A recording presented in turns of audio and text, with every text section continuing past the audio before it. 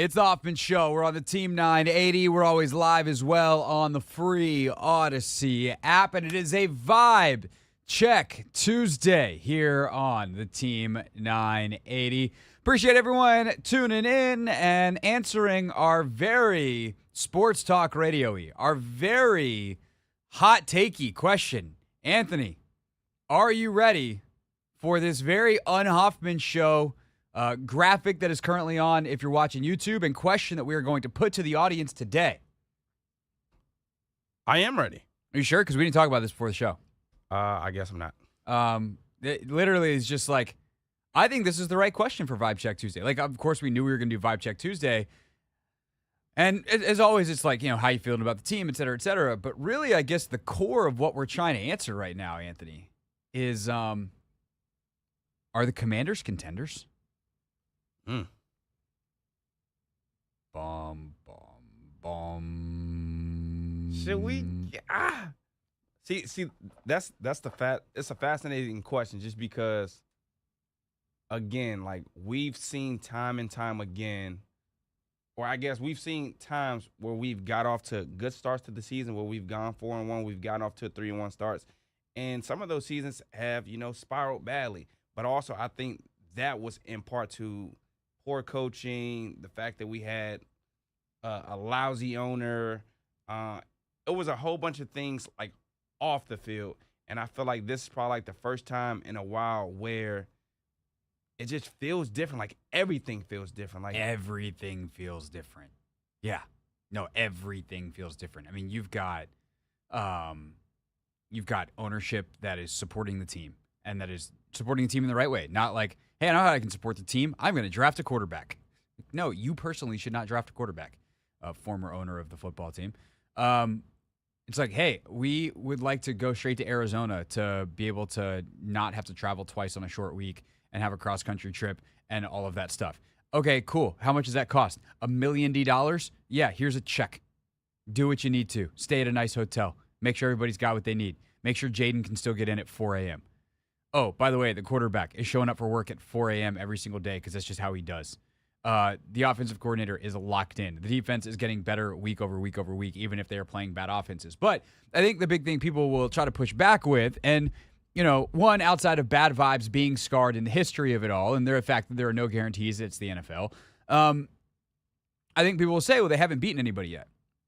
Here's the thing about, like, my retort to my own question here, which is always fun when you answer it before you open up the phones. But we'll get to the calls starting in 7 minutes at 301-230-0980. My own answer to that question of, are the Commanders contenders, starts with contenders for what, right?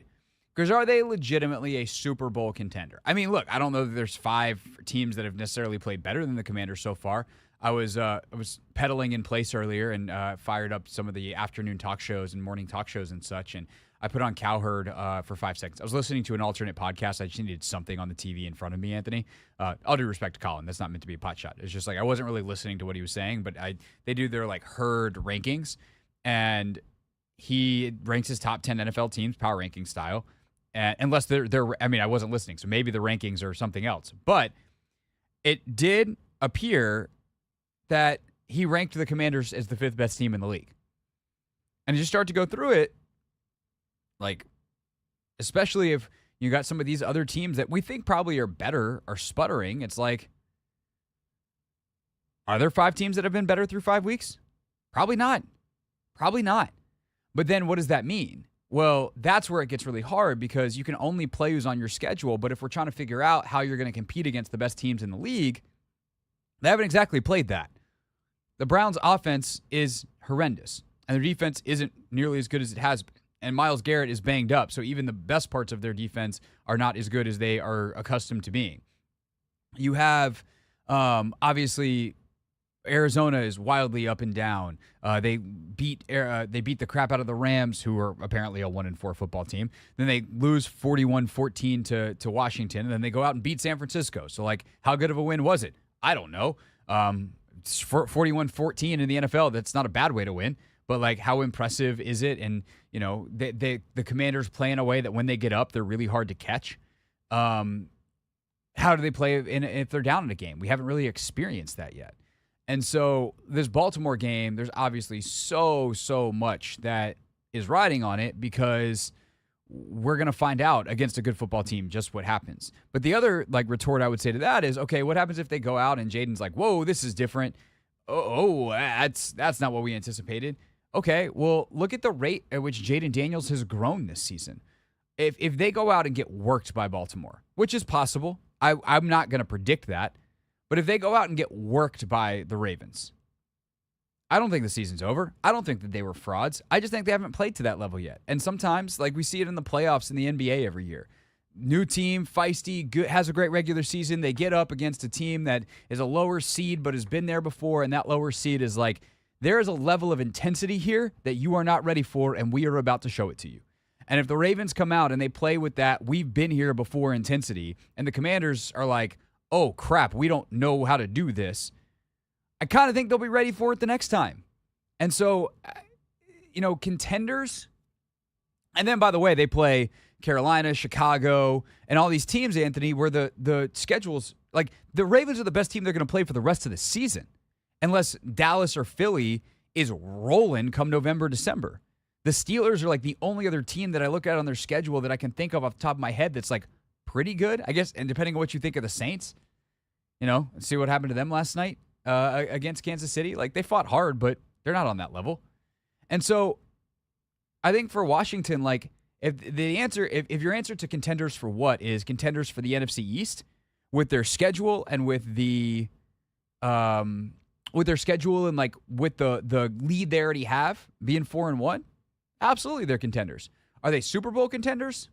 That I think is a very, very, very, very, very small list, and that I would probably pump the brakes on. Yeah, I would just need to see more. Again, right. I'm not saying they're definitely not, but I'm not ready to be the Washington Commanders are declaratively and definitively Super Bowl contenders. Nah, I mean, but again, I think 2 weeks ago, after we beat the Bengals, I think I had said, I was cautiously optimistic about, what the Commanders are, what we could be, just because I've seen this before. So, again, if the Commanders go out here, and to be honest, I was actually on B. Mitch and Finley earlier today. And are they booking you as a guest now? Nah, it was a funny story, actually. All right, we can get to the funny story in a second. But, yeah, I basically told JP, I said, I think we're going to go out there, we're going to score a lot of points, but ultimately I think we're going to end up coming up short. And as long as we're competitive and, we're still being consistent, the offense is, the defense is, finding ways to, still impact the game. Sure. I think we're going to have a successful season. Whether or not we're, legit Super Bowl contenders, that's another thing. But I at least just want to see the progress on both sides of the ball. And if we're doing that, obviously I think we're headed in the right direction. And we can be, those contenders that. I would say two things. One, the fact that we can have the conversation in year one of a rebuild with a rookie quarterback is already a win. Yeah. That is thing one. Thing two, let's say they don't compete. Let's say they go out and get their doors blown off by Baltimore. Well, the last time they lost, and they lost pretty handily against Tampa Bay, Dan Quinn comes up in the postgame and he goes, the only thing that matters for right now that we've lost, is do we learn the lessons? And they haven't lost since. So if they go out and get wrecked by Baltimore and learn the lessons and don't lose again for another month, and they're sitting there at 8-2 through 10 weeks, I think the loss to Baltimore will still prevent some people from being all in mentally, because they'll be like, well, that's the best team they played. But when they get to that Pittsburgh game in November, I think that will be having the same conversations again. Eventually, you're going to have to beat good teams if you want to be taken seriously. But if the Commanders do nothing but lose to good teams and beat all the teams they're supposed to for the rest of the season, they're going to finish 10-6. Yeah. So again, 4-1, good place to start. Are they contenders? 301-230-0980. 301-230-0980. Your call's next on a Vibe Check Tuesday.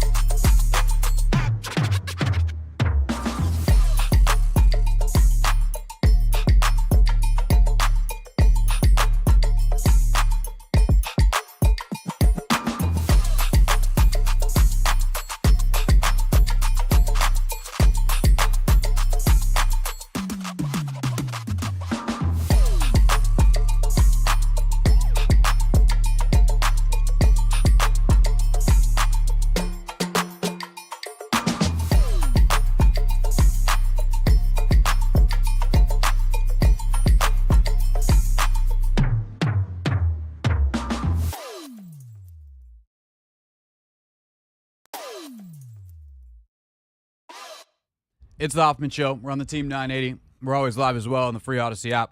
We're a professional operation that didn't just eat an entire burrito in a commercial break and then get a little bit caught out by the fact that some of the burrito is still in his mouth. Wow. I saw you walk in here with the burrito, and the fact that it is finished is actually insane, Craig. Was it good? Yeah, I was also really hungry. It's really good. There was a little pre-show anger happening. Anthony and I both were having some things that we had to sort out in our respective studios from like a tech logistics purpose. And at the point that I may have thrown something, I realized that I definitely needed to eat. That was partially actual issues and people that need to do better around our ecosystem. And part of it was hanger, which is a very human thing that all of us have dealt with. Mm-hmm. And now I'm better. That burrito suffered the consequences. Zucker, goodbye. Gone. Goodbye to the burrito. But that's all right. We're good now. The vibe, let me tell you what. When you're not hangry, the vibe, much better. 301-230-0980 is the phone number. It's a Vibe Check Tuesday. And the question for you is, are the Commanders contenders? 301-230-0980. And we ask a nice, hot, takey question. And look who pops up. Momo! What's up, and where the hell have you been? I've been working, feeding my family, Craig. I had to switch my schedule, but I'm off today, and I have been listening to you on the Odyssey app. With all of your fine breakdowns, you know what I mean, with you and Paulson. Like I really enjoy it. I've grown with you as well. You know, when I first started listening to you, you were a single man, and now you're married and living a married life. You've grown as well, sir. It's been 3 years since you've been on the radio, right? Well, yeah, no, it's been we're in our third year now. So yeah, two plus years. Yeah, look at us all grow, Momo, and you're feeding your family. Yeah. I got a wife, and I'm eating burritos, and so someone's feeding me, so that's good. It ain't Chipotle because they skimp, but I got stock. No, homemade, bro. Come on. Okay, I got you because you're healthy. So we're contenders, right? And the thing that I think is going to open the offense up that we haven't done yet is we haven't got to know Sinat, the most religious person on our squad, Sinat, in the game yet. He hasn't caught a ball yet. Like, he hasn't got on a corner route. We haven't singled him up on the safety. He's blocking his ass off. Like, he's doing what he needs to do or whatever in the run game. But as soon, because we got Ertz involved, I don't think we get Bates involved. But if we get him involved and he becomes that run after the catch tight end that the San Francisco 49ers have and the Kansas City Chiefs have, we will be okay. So our offense still has another level it could go. And I love you. I listen to you, and you know, God bless you. Or Jehovah for you. You know what I mean? Momo, you're a good man. I appreciate you. Thank you very much, and I'm glad you checked in on your off day. Hope that things are well. By the way, in case no one was following along there, I have no idea if Ben Sinnott is actually religious, but that's a sin not joke. As in, he does not sin, Anthony. You got that one? Yeah. Sin not. Yep. Sin not. So far, he's been catch passes not, to Momo's point. But there's some stuff that they're trying, and I do think eventually one of these things is going to pop. Ertz has definitely been the guy that they're trying to get in isolated matchups, and with good reason. Like, Zach Ertz is a very good football player, even though he had I would say a mixed game on Sunday. Yeah, he had a couple of drops. Yeah, he had a couple of drops. And some of those were not, like, obviously could have made it correct at the point of the catch, but some of those are like he's a little slow to stuff, a little late to release, didn't exactly navigate traffic in the way that he was supposed to. But ultimately, and that like includes the shot in the red zone, where if he can clear a little bit faster, Jaden probably does not miss him down in the red zone in the play before Jaden throws the pick. So there's a lot of stuff there to still grow, and I think that was the thing that, you know, you'll hear this coming up in just over an hour from now in the Take Command Tape Tuesday segment. Like, they could have easily scored 50 on the Browns. And I'm talking not just like, oh, if they leave Jaden in. I'm talking Jaden threw a red zone interception at the 1 yard line. And there's 2 or 3 other plays where you got dudes wide open and Jaden doesn't see them or misses throws. And that's stuff that he wasn't doing earlier this year. It's also stuff that every quarterback in the league does. So that's not me trying to be hypercritical. It's just like, man, if he had had one of those days like he had against Cincinnati where he was on 100% and the same opportunities presented themselves against Cleveland, they would have scored 50 in 3.5 quarters. Like, that's how good they were to score 34 with how much was left on the table. So, yeah, and that's, again, like to Momo's point, they still have room to grow. You know, as these receivers get more confident and better that are not named Terry. If Ben Sinnott gets involved, there's some other stuff I think they can do. And defensively, like, they haven't even started creating turnovers a bunch yet. They've gotten one each in the last 2 games. Like, what happens if they have one of these Dan Quinn, Joe Witt Jr. games where they have 3 picks? Like, extra possessions, one of them goes for a pick 6? Whew. There is room to grow. Obviously, there's room to fall as well, as they have been pretty darn good. So are they contenders? 301-230-0980. Let's go to Rodney. Rodney, thanks for calling. You're on the Hoffman Show. Hey, what's up, gentlemen? I think the way that to answer the question, yes, but it's just so refreshing to see we have a quarterback that appears to be improving every game.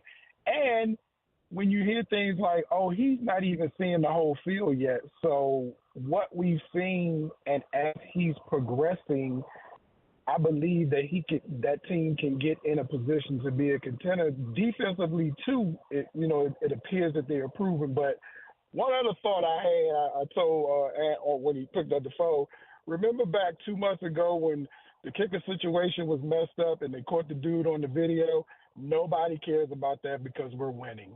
I mean, it's just so refreshing to be in a position like this now and see that the adults, that the ownership has empowered a GM and the coaching staff to do their job. And that's why you're asking this type of sports talky question, because we now have adults running the asylum and it feels good. It does, right? So now I can act like an irresponsible child and just be like, hey, are the team contenders? And, right? I don't have to be responsible anymore. No, that's not what we're doing. We're a very responsible show, Rodney. You're not supposed to agree with that. What's wrong with you? Hey, Rodney, appreciate the call, man. Thank you. It's a great point.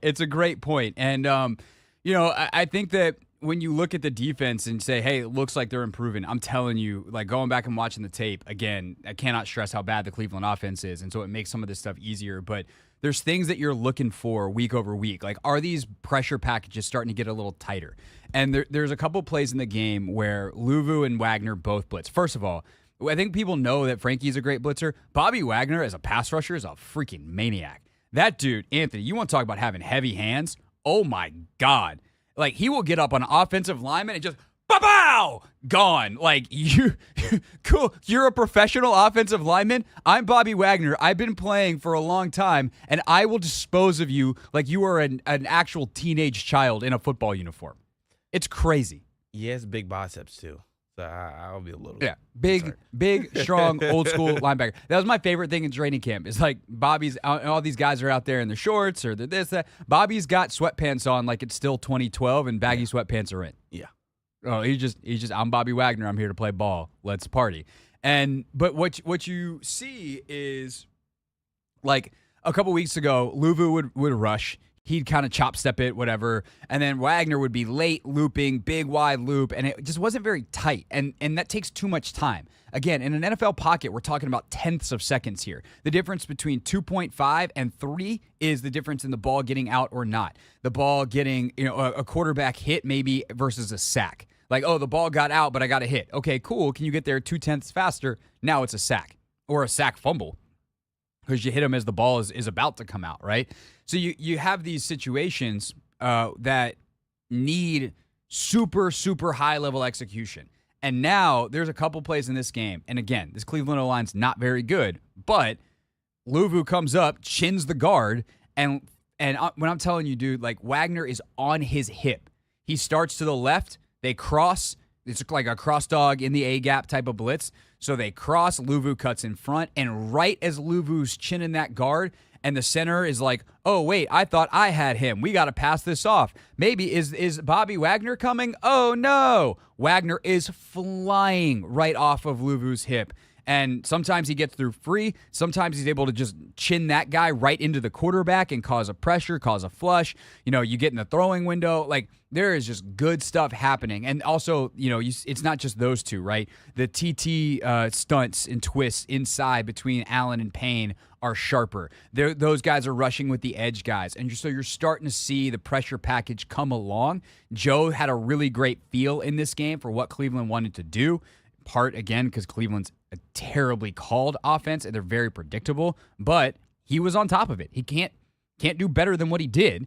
And so if they can continue to do that and find these adjustments and, hey, maybe you get got once, but we're not going to get got twice in the same game. The corners are playing better. The safeties are on fire. Like, there's still definitively room to grow. And that's why I say, like, yeah, are they contenders? Yeah, they are for the division. And then we'll see what they can do over the next 5-6 weeks to position themselves for potentially more than that. So are the Commanders contenders? That's the question on a Vibe Check Tuesday at 301-230-0980. And we're taking more of your calls next.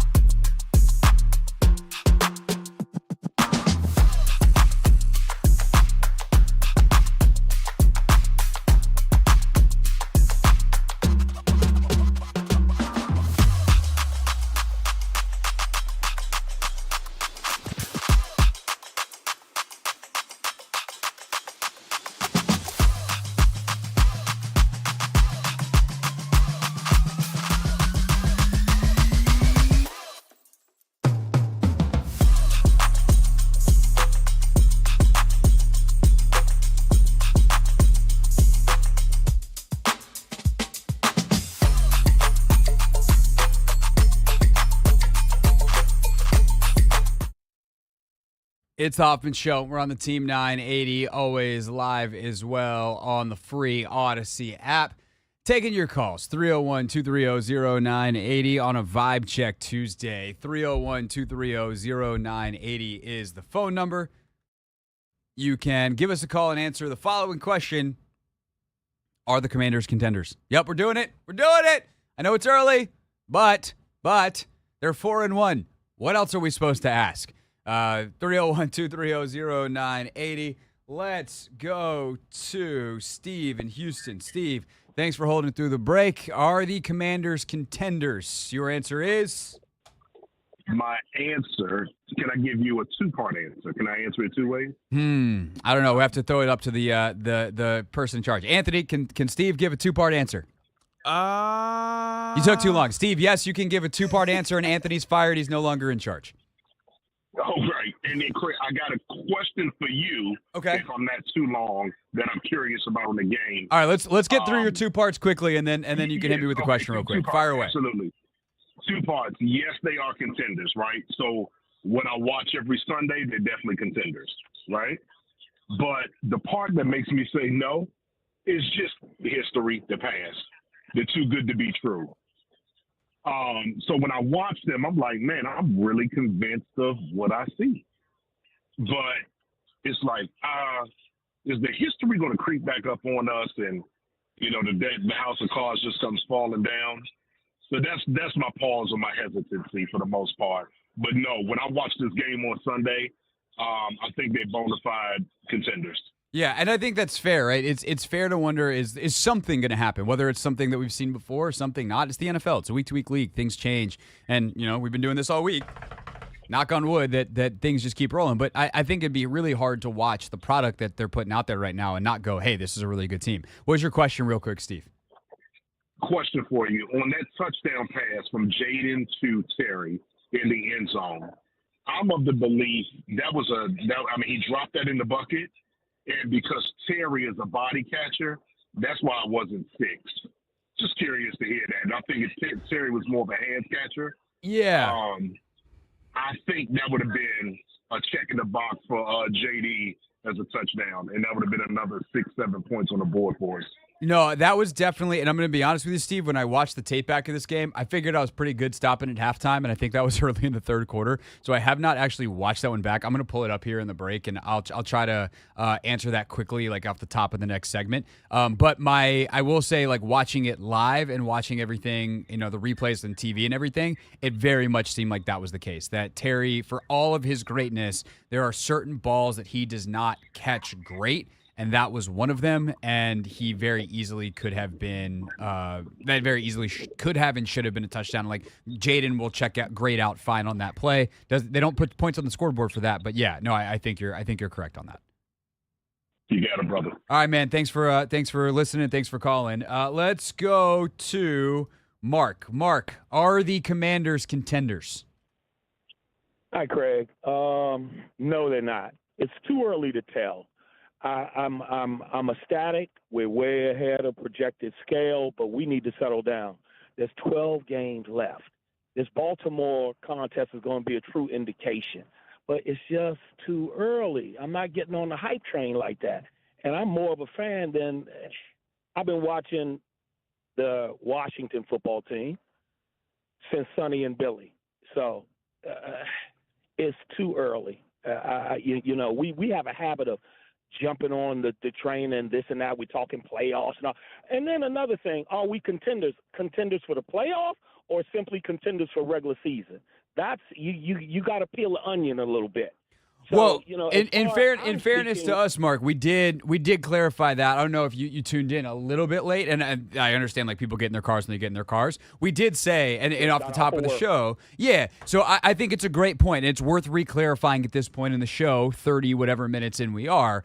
I actually agree with you on that. I think it is too early to say that this team is a legitimate Super Bowl contender. But at 4-1 with how they're playing, looking around the division and looking at their schedule, I think they're very much contenders for the division. So I don't know if that changes your thought or that's kind of where you are as well. But I think it's a great point of clarification. I think that we're contending, but it's game 5. There's 12 more games to go. We could be out of contention for the division. I still think it's a little too early, but right now, yes, we are in contention. I agree with that, but I'm being cautious, optimistically cautious. I understand, Mark. Yeah, no, thanks Thank for the you so call. much. Much appreciated. Let's go to Terrell in Baltimore. Terrell, What's up? What's happening? And how are things in Baltimore as we prepare for this game between two possible contenders? Question mark. Oh man, listen. My friends up here are just giving me earfuls and memes and everything about what's going to happen to the Commanders. So I'm just going to sit back and let our continually improving defense show up and show them what we really are about. And now that kind of speaks to my answer too, because I think barring injury and if our defense continues to improve and develop week to week like we've seen, then I think we can have an argument that we are contenders.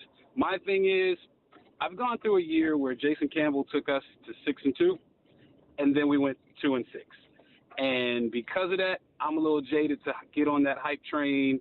And so I'm like, yeah, no, until I see like maybe 3/4 of the season, I can't quite say we're contenders. Maybe for the division, because I think Dallas are like imposters, and I think Philly is imploding, and the Giants, well, are the Giants. They're gianting. So I really think we're contenders in that regard, but it's still too early for me to say it as well. So what do you think about that?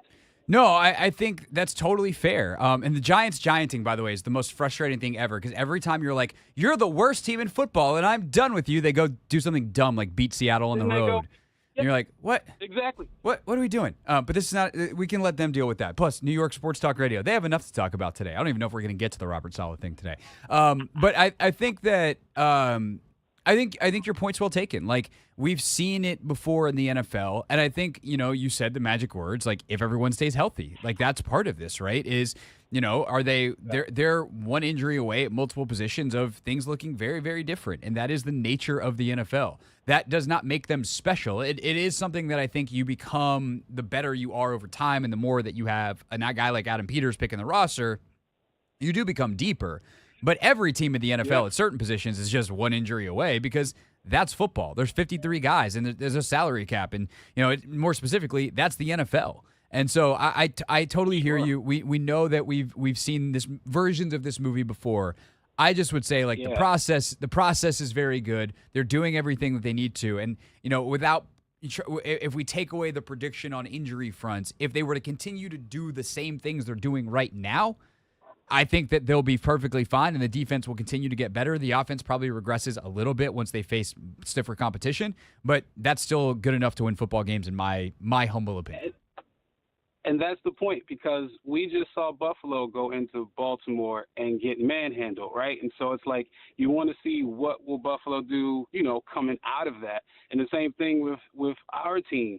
If we go into Baltimore and it's something similar like that, if Baltimore shows up in that regard and beat us that bad, how do we then respond? Do we as a team, or do they as a team say, hey, this is a one-off, we're better than this, continue to improve, or does that implode and kind of show where they really are? So I think this game coming up is really going to be a barometer of all things. Look, going up against a high-powered run offense and a stout defense, that'll really show us how well we measure up. And if we don't, how then do we respond? And that'll be, critically telling of how good this team is or not. Yeah, for sure, Terrell. Appreciate the call as always, and give him hell up there this week. I'm sure it's a fun week up there. By the way, this feels like a good time to let everybody know that tomorrow at 5:00 we are going to be simulcasting live for a segment with Jason La Canfora and the afternoon show on 105.7 up in Baltimore. So nice little live crossover segment.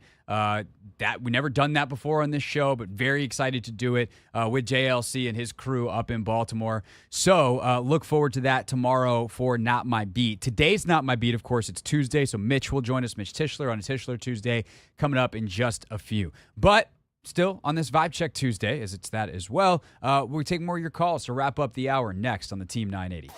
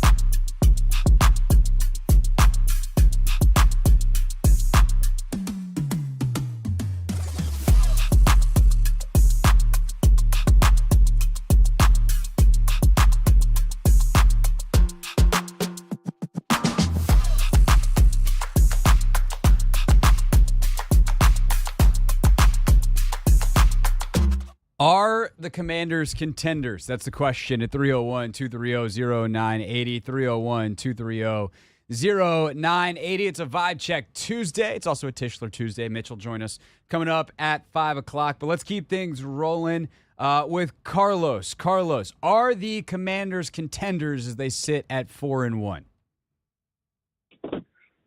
You know, I said that they're contending. And I say contending just like all the other teams are. They're doing the better job of it because they have a better game, better record right now. They've been playing lights out best than most other teams, as everybody's been seeing. But the other side of that story is Washington has a new path. They don't have their history anymore. I want everybody to burn that history. If you write down anything from the past, it's the most recent past. Burn that history. Right now, this new team, this new management has created a new path and a new contending team. Yes, they're contending. Hey, contending is better than whatever the hell they've been doing for most of the last 30 years. Carlos, thanks for the call. Let's go to Mill. Mill, thanks for calling. As always, you are back on the Hoffman Show. Are they contenders? Yes, sir. They are, Craig. Thank you for taking my call. They are contenders. I mean, and I understand. I agree with the previous caller. I mean, I understand everybody's perspective of how we used to, losing and that feeling and everything. But this is new coaching staff, new quarterback, new GM, and you could just tell from the top down that they're contending. And I would say this, like I did last week, is that we've beaten Joe Burrow. We've beaten,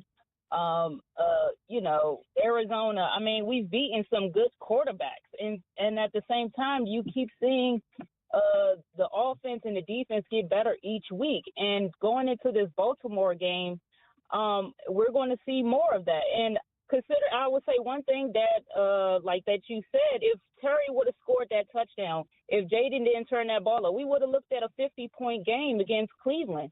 And so, in my opinion, I know we're contenders. I'm not talking playoffs or Super Bowl, but I feel as though that we can go head-to-head and toe-to-toe with the Ravens and maybe pull out a shark and really kind of get these fans on top of what we're trying to believe in. You know, I care about this new regime, not the old regime, not Ron, not Dan Snyder, not none of that. It's just this is DQ. What DQ? I'm gonna leave off of what DQ said. Anywhere, any team, anytime. So that's just my opinion. Hey, Mill, appreciate the call. I love the passion with it as well. Appreciate the call as always. And yeah, by the way, I did go back and look at that. In some ways, the TV copy is actually even better than the tape, but you can tell on tape. Like Jaden drops that thing in the bucket to Terry in the corner of the end zone, and that's actually a ball that Terry catches a lot. But he kind of bobbles it, and lets the DB get back in, and yeah, you hit that one, and then Anthony. The funny thing about talk about Terry touchdown passes, the interception play. They have a stack to the right. And the right side is the boundary side. You'll actually hear a breakdown of this coming up in the Tape Tuesday, but I'll do a quick version now, right? So on the right side of the field, which is the shorter side of the field, the ball's on the right hash. There's a lot of condensed space. You have a stack. You have Zacchaeus, who motions out of the backfield and makes that a 3-receiver bunch. To the field side, the wider side of the field, you have a 2-man concept, very spaced out, where Luke McCaffrey, who is very, very good at this, runs a corner route and he just runs his defender and him right into Denzel Ward. And Terry comes from the outside in and is wide open on a slant. And I would have to ask Jaden or Cliff or Terry or someone involved in the play to be like, did Jaden read the wrong side of the field pre-snap? But in talking through it with Logan, like it's a reasonable thing to look where Jaden did. And if you do, you don't really come back to that other side. Really what Jaden should have done is moved off of Ertz, who was not open, and tried to hit, I think it was, God, who was it? Was it Zacchaeus? Eckler? It was Ertz. No, Ertz was the intended receiver. It was whoever it was running the corner route. Maybe it was Diami. Someone ran a corner route, and he should have tried to float the ball in. It would have been really tough. But if he, and this is something where you don't really go from the right side of this concept back to the left. It's kind of two separate concepts. But if you watch and see, oh my God, they did not play this like I thought. They're clearly pushing all their coverage this way into this crowded side. Let me see what's going on the other side. Comes back, he would have seen Terry wide open. And they can also maybe change that route where instead of it's a slant from the far outside, he's running some kind of more shallow cross, so it's a more direct route in front of Jaden's face. So, there's some things they can do to adjust off of that. But, that's an easy one. He drops the ball on the fade to Terry on one of his last throws of the game before they sit him down. That's another touchdown. And turn, it would have been 37. We're talking 43, 44 points just on those two throws alone. There was stuff, and they scored 34 with 12 minutes to go in the fourth quarter before sitting him down. Concerning. Yeah, if you're Cleveland. I don't think he played in the fourth. Well, right. They came back out in the fourth with 12 minutes to go. Yeah. So their defense was on the field. But, yeah, no, he didn't play in the fourth quarter. Yeah. Only threw in that direction once. All right, last word on this. Let's go to, oh, God, the pressure. Let's go to Dion in Woodbridge. Dion, thanks for calling. Make your call good because you're the last one we're going to be able to get to this hour. Hey, man, thank you for taking my call. You got it. Ant. Yeah, man, so I'm a long-time Commanders fan, Redskins fan. I'm 41. I appreciate you guys' radio show, man. You're really helping people, trying to process this PTSD that we all have under Snyder. But we definitely are contenders, but we got to wait until we play the Cowboys and the Eagles. And if we can beat them, we can win division, we're in the playoffs. If we're in the playoffs, we got a chance to go to the Super Bowl. I'm not saying we're going to the Super Bowl tomorrow, but you have to be in the playoffs to even have that chance. That's why everybody is playing this game, to win a chip. And I appreciate all of the fans out there, man. And I want to say, make sure that you'll go see a therapist, man, for your mental health, man. Maybe Dion, thanks for the call, and maybe we'll bring back the football therapy segment. That was something we did last year. It felt more necessary, but maybe now is actually the time. Now could be a time for healing, Anthony. We might have to bring back the soft therapy music, and I might have to if we do it on Fridays, I could do it from my home studio. I do have a couch and microphones in that studio. What if I just laid on the couch, kicked the feet up? Sorry to the fine folks here at Odyssey. My feet are on the desk. And we just kicked up and said, hey, talk through your feelings. Talk through your anxieties as we go into this weekend. Is this how we will finish on Friday? We could just replace that. Instead of having people pick the game, we could have them talk about their feelings. Yeah. Or we could have predictions.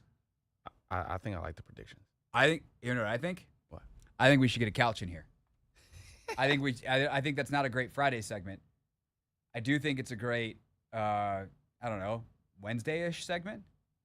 Yeah. How do we get a couch? There's a couch out there that's not ever really used in that little Oh, yep. I know hallway room. exactly. Yep. Should we ask or should we just move it in here? I think you just move it. Who wants to help move furniture? You know who would help it? You know if you needed someone to help you move something? You know who would do that? Who? Mitch Tischler. That's the kind of guy he is. We don't actually need help moving a couch. We're going to have Mitch join us next.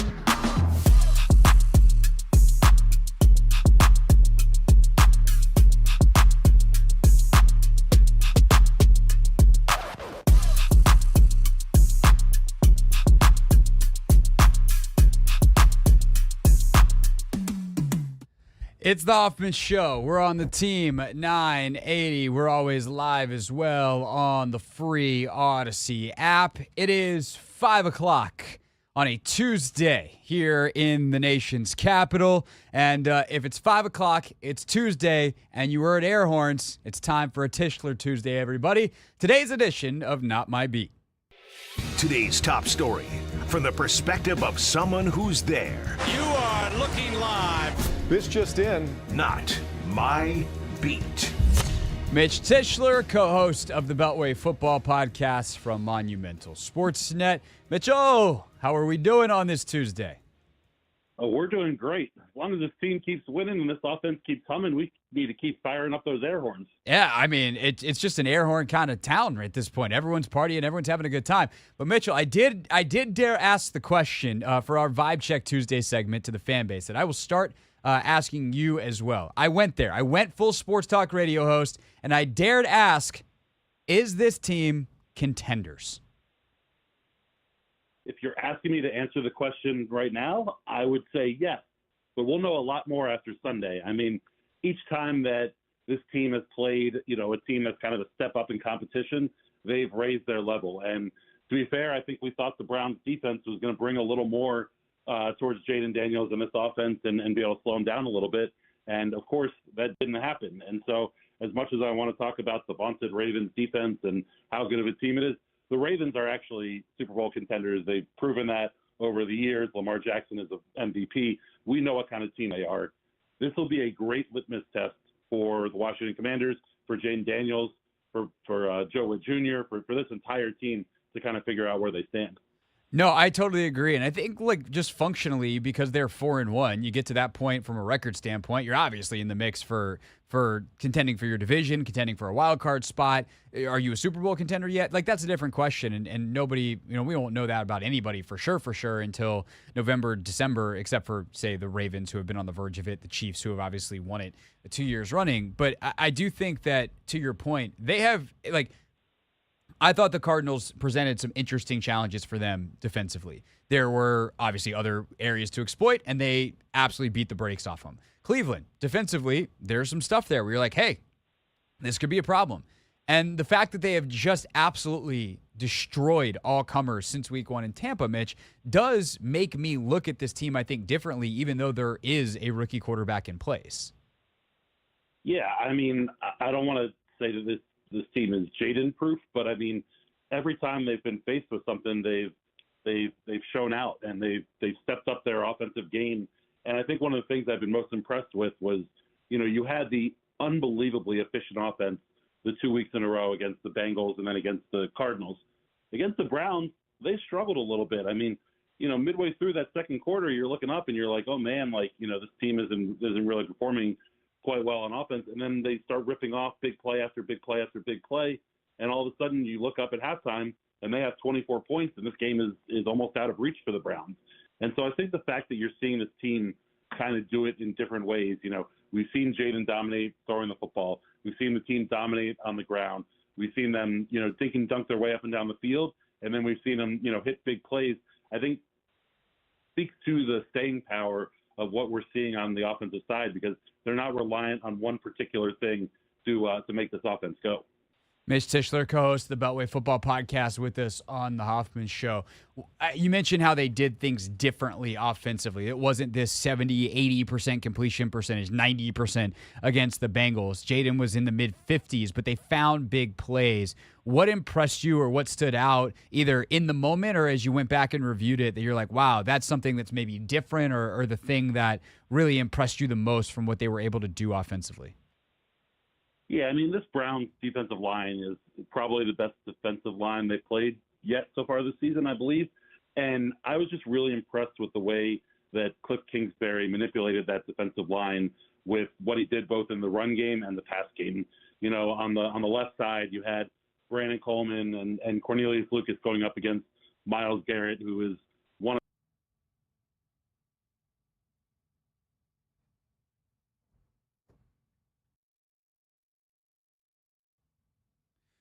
Sounds like we lost Mitch there for a second. Oh, we got Mitch back?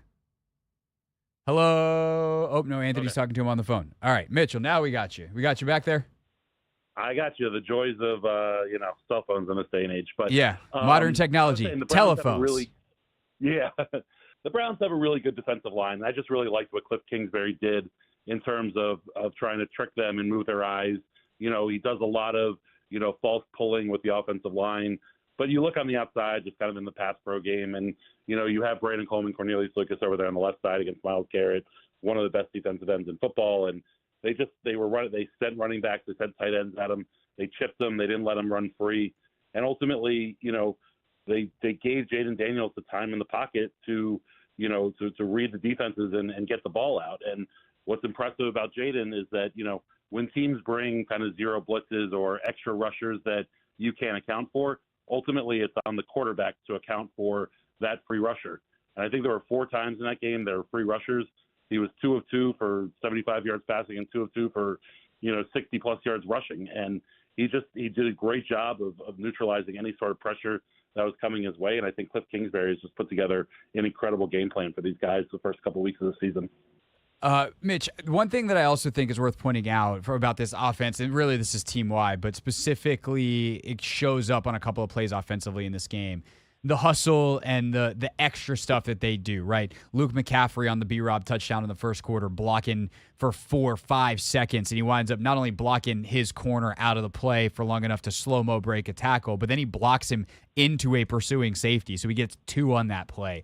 Olamide Zaccheaus running down the field, recovering the Eckler fumble on the 50-yarder. When you heard DQ talking about some of that stuff, the hustle, the play style in the offseason, like, were you a believer that it could really lead to results like this, or has seeing it in action changed your perspective at all?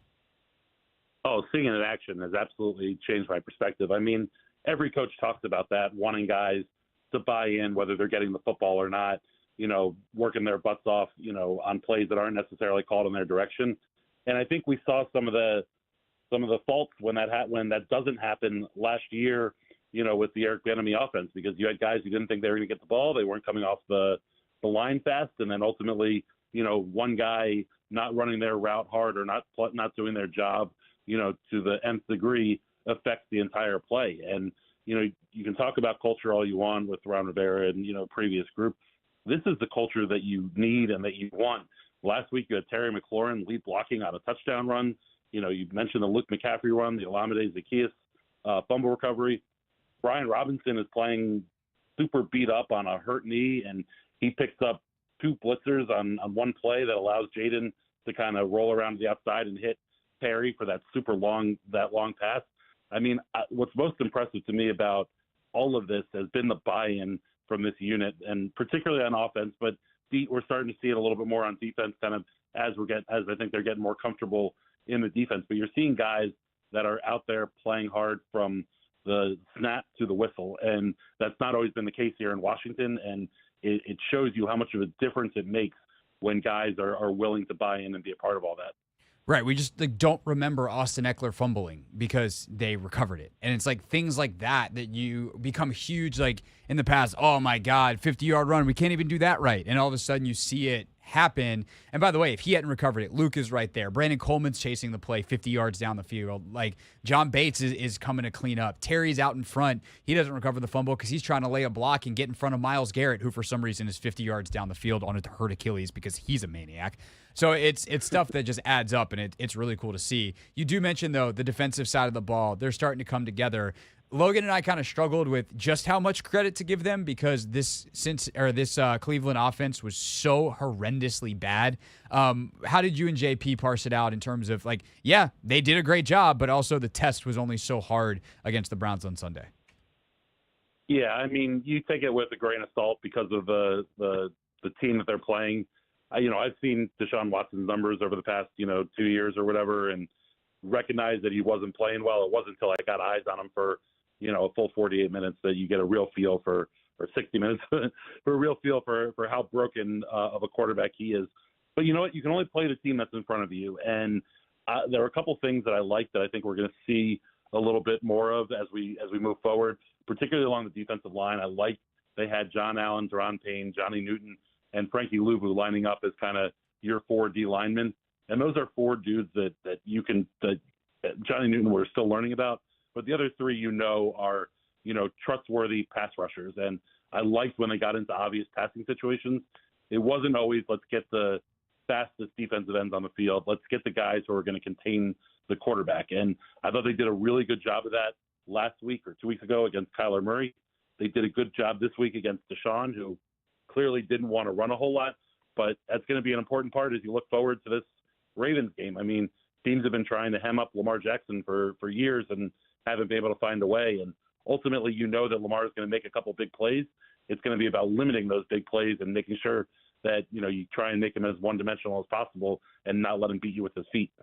Okay, Mitchell, we paused the serious football analysis for an investigative story here because I do believe that you were the only one who, outside of me, saw live, although many other people have been asking questions about it, that John Allen and Daron Payne did play rock, paper, scissors on the field to see who stayed on the field after a certain package was called where one of them had to sub out. So we were then at the Daron scrum postgame where Daron told us, after very intrepid questions by the two of us, that he actually lost and John ran off the field and let him stay on anyway. However, Nikki Javala reported that John thought that he lost. There seems to be some discrepancy here on what happened. Are you committing right now as the one amongst the two of us that will actually be at practice this week and be in the locker room and conducting interviews to follow up on this story and get the answers that we all crave and must have? We will get to the bottom of it. I think at the end of the day, it's going to be a he said with it, and they're gonna go along. I think Daron did the right thing by just kind of being like, "Yep, I won. I'm going to stay on the field right now." But it's funny, that happened in the fourth quarter of the game, and I saw it happen, and I kind of looked at it and I was like, "That can't possibly be what I thought it was." And then you sit 3-4 seats down from me, and you're like, "I think John and Daron just played rock scissors paper," and I was like, "Yes. Okay, fine. My eyes aren't deceiving me. That is what it is." And it was fun in the postgame locker room to hear John and Daron have a little bit of fun with it. I thought you asked them a great question, finding out who won and who lost. I guess I just assumed that Daron won since he stayed on the field. But well, I asked what he won with because I assumed that he won. We did come up with a theory. Anthony, was this your theory yesterday that we came up with, or was it? Oh, maybe it was Phillips that came up with this. I think it was Phillips, yeah? Yeah, with Phillips. Yeah. So as Phillips and I were talking about this yesterday, because it is a shame, Mitch, that Phillips wasn't there because this is clearly directly in his department. Oh, yeah. Yeah. We think that perhaps they play under different rules, which would be kind of funny because they've known each other for as long, going back to Alabama. They've known each other for a decade, been playing next to each other for a decade. This doesn't feel like something that that this is the first time they've done this.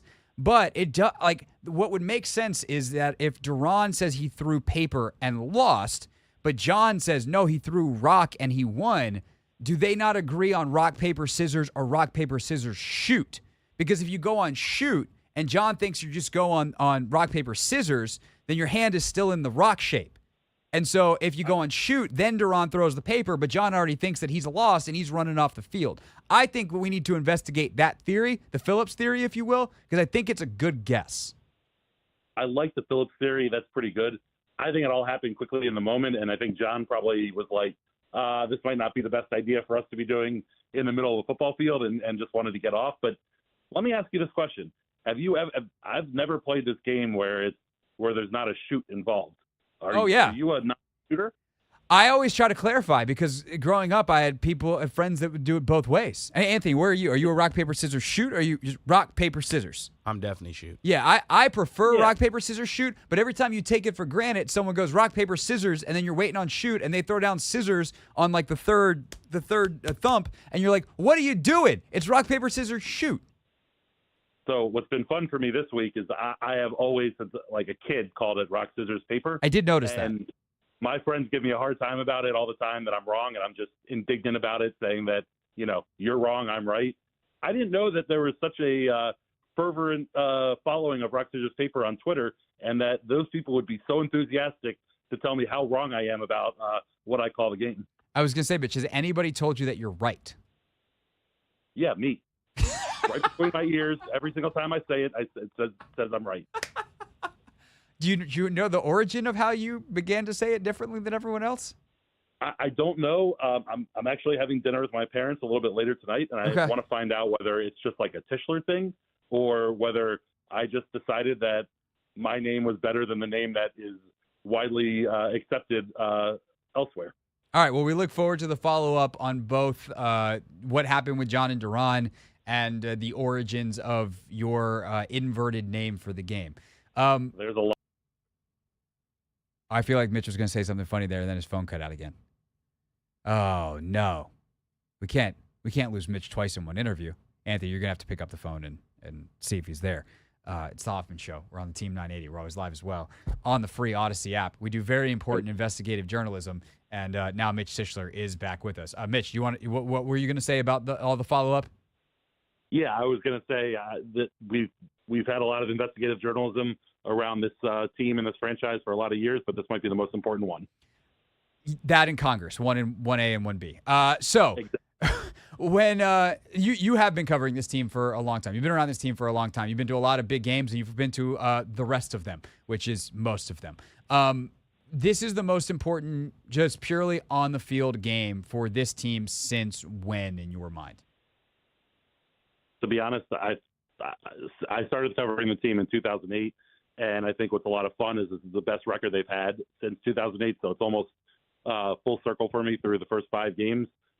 Obviously, the playoff games are the biggest games, but there's always so much about getting to the playoffs. They had to win 7 straight, to sneak in, and then you're playing the Super Bowl champs when they played the Bucs, or you're playing Tom Brady and the Bucs, or RG3 has a knee injury, so who knows what that's going to look like. I think this is the biggest game that they've played, certainly the biggest regular season game, but the biggest game they've played since I've covered the team, because this is the first time that I've been around the team where there are questions of, hey, how good exactly is this team? Are they good enough to sneak into the playoffs, or are they good enough to actually make some noise?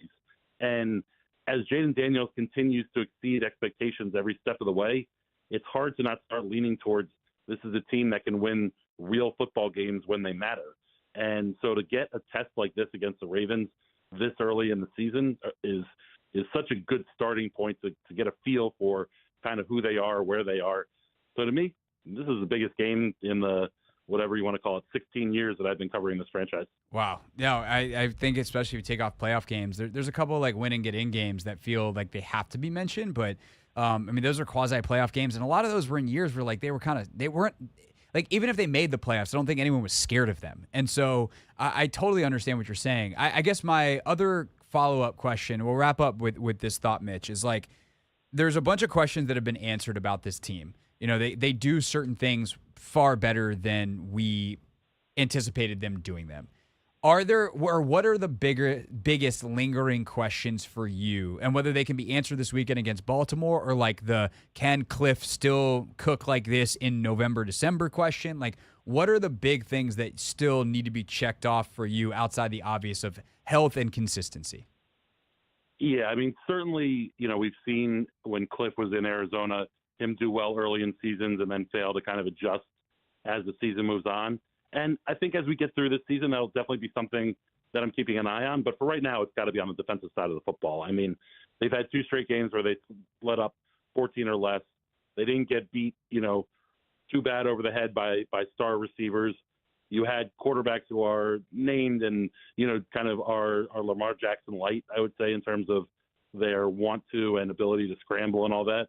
I don't know that the Ravens wide receivers are all that, scary when you think about going down the field, but the combination of Lamar and Derrick Henry in the backfield, this team did a relatively good job against the run last week, but they've given up a lot of yards between the tackles through 5 weeks. And now you have Derrick Henry coming to town who, almost ran for 200, whatever it was, 2 weeks ago.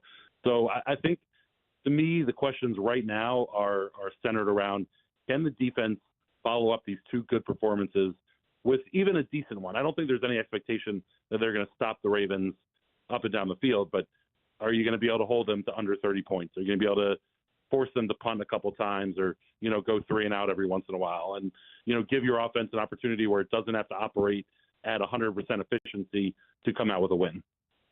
It's Mitch Tischler, co-host of the Beltway Football Podcast, which you can check out, well, wherever you get your podcasts. It's him and JP Finley. You can also check them out on Monumental Sportsnet's app as well, especially live post-game on Sundays. Mitch, always appreciate it, sir, and we will talk to you next week. Enjoy Baltimore. Absolutely, looking forward to it, and I'll be back with some more info on rock scissors paper for you. Excellent. We might even have to have you back on before then. There's certain updates that cannot wait. Appreciate it, and have a lovely dinner with your parents as well. Thank you. All right, that's Mitch Tischler, everybody, with us here on the Hoffman Show. When we get back, Take Command Tape Tuesday. Inside how Jaden Daniels found yet another way to win.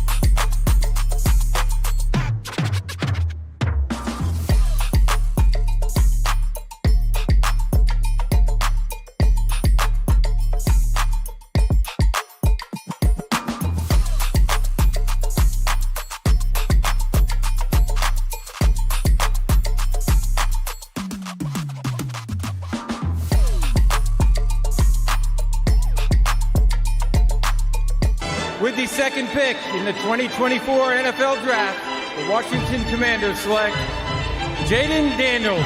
Jaden Daniels holds the keys to the Commanders' future. Daniels is going to walk it in for the touchdown. Take Command holds the keys to knowing how he played. In the big moment when you needed to make plays, he just consistently made plays. It's time for a Take Command Tape Tuesday. Jaden Daniels just lays it out there perfectly. What a throw. On the Hoffman Show. It's a funny game, Logan, when you can score 34 points, pull your quarterback at the start of the fourth quarter, and you still go back and watch the tape and go, oh, there's a little bit more left here. Yeah. They could have scored 50. Like, and sometimes that's football, right? Like every play is designed to work. If that had just been a little bit better, you can do that to an extent every week. I think what's interesting about this one is there's some stuff that he's done pretty frequently this year that he misses in this game. There's a couple missed reads, there's a couple missed throws, and yet the thing that is so spectacular about him right now, and the thing that we talked about this on the Instant Reaction Show, and the tape kind of confirmed it, when you can just make a couple of really key, big, explosive plays, you can wipe away smaller mistakes, and you don't have to be as efficient. You don't have to be as perfect as they've been the previous 3 games of the win streak, now 4 at 4-1, because you can make up for little misses with big gains. And I feel like that is the story of Jaden Daniels Sunday. Yeah, and I think that was kind of what the narrative was going to be. It was like, how do you find explosive plays with how Cleveland was going to pressure you? And I think the first explosive play to Terry is a great example of that. But there's also plays later on in the game. I think you got to give credit to Austin Eckler. You know, that explosive play is huge. And but they all lead to points. They all lead to scoring opportunities. And Jaden Daniels, you know, making free runners miss and understanding when to scramble. And if you are going to play a lot of man coverage and we're going to pick it up and you're going to have your back to the quarterback, he's going to hurt you. And I think that's the cool thing, is that he was able to find explosive plays down the field. The one to Diami is also really exquisite. I mean, that's just such a tremendous throw. I mean, really just a fantastic throw. The scramble on, I think it was 3rd and 7 where he gets the first down. It's like a 34-yard gain. That I think that might've been a 4th down even. Maybe. But it wasn't as consistent down to down, but he was still able to make enough plays to make the offense right and elevate the offense, which is kind of the whole thing, right? Is we knew that the completion percentage, we knew that the efficiency was going to regress at some point. And so the question then became, like, can you win when it's not perfect? And I think the thing is he's shown how explosive he can be. He can show how explosive and accurate he can be. I think my big question coming out of the game is the thing that we said on the postgame show is, can you still do this in a game flow that's going to be a little bit more challenging versus a team like Baltimore, which is going to score a lot of points, which is going to put a lot of stress on you offensively and defensively, unlike Cleveland, which, again, they came with a really nice defensive plan that Jaden handled well, but they couldn't support it with any kind of offensive production, which is not how you play football in the NFL. You mentioned how Owusu-Koramoah looked gas going into the second half of that game. They were on the field so much, playing so many snaps in so many different situations. They just didn't get any support whatsoever from the offense. So that's the thing that I come back to is, again, I think we keep talking about steps and stages for Jaden Daniels. This is a really nice step and a really nice stage, but the intensity on that is going to get turned up when you play better offenses and a defense that can complement it. So I think that's something that, again, we keep kind of shadowing or alluding to this Baltimore game, and that's one of the reasons why. Yeah, the thing that I have trust in this offense right now is they seem to do everything well. Like, you just have to make a choice as a defensive coordinator of, like, what is it that I want to make them do, knowing that they can do it, but we hope they have a bad day. And obviously, they have run the absolute mess out of the football with not only Jaden, but B-Rob has got a couple of 100-plus yard games.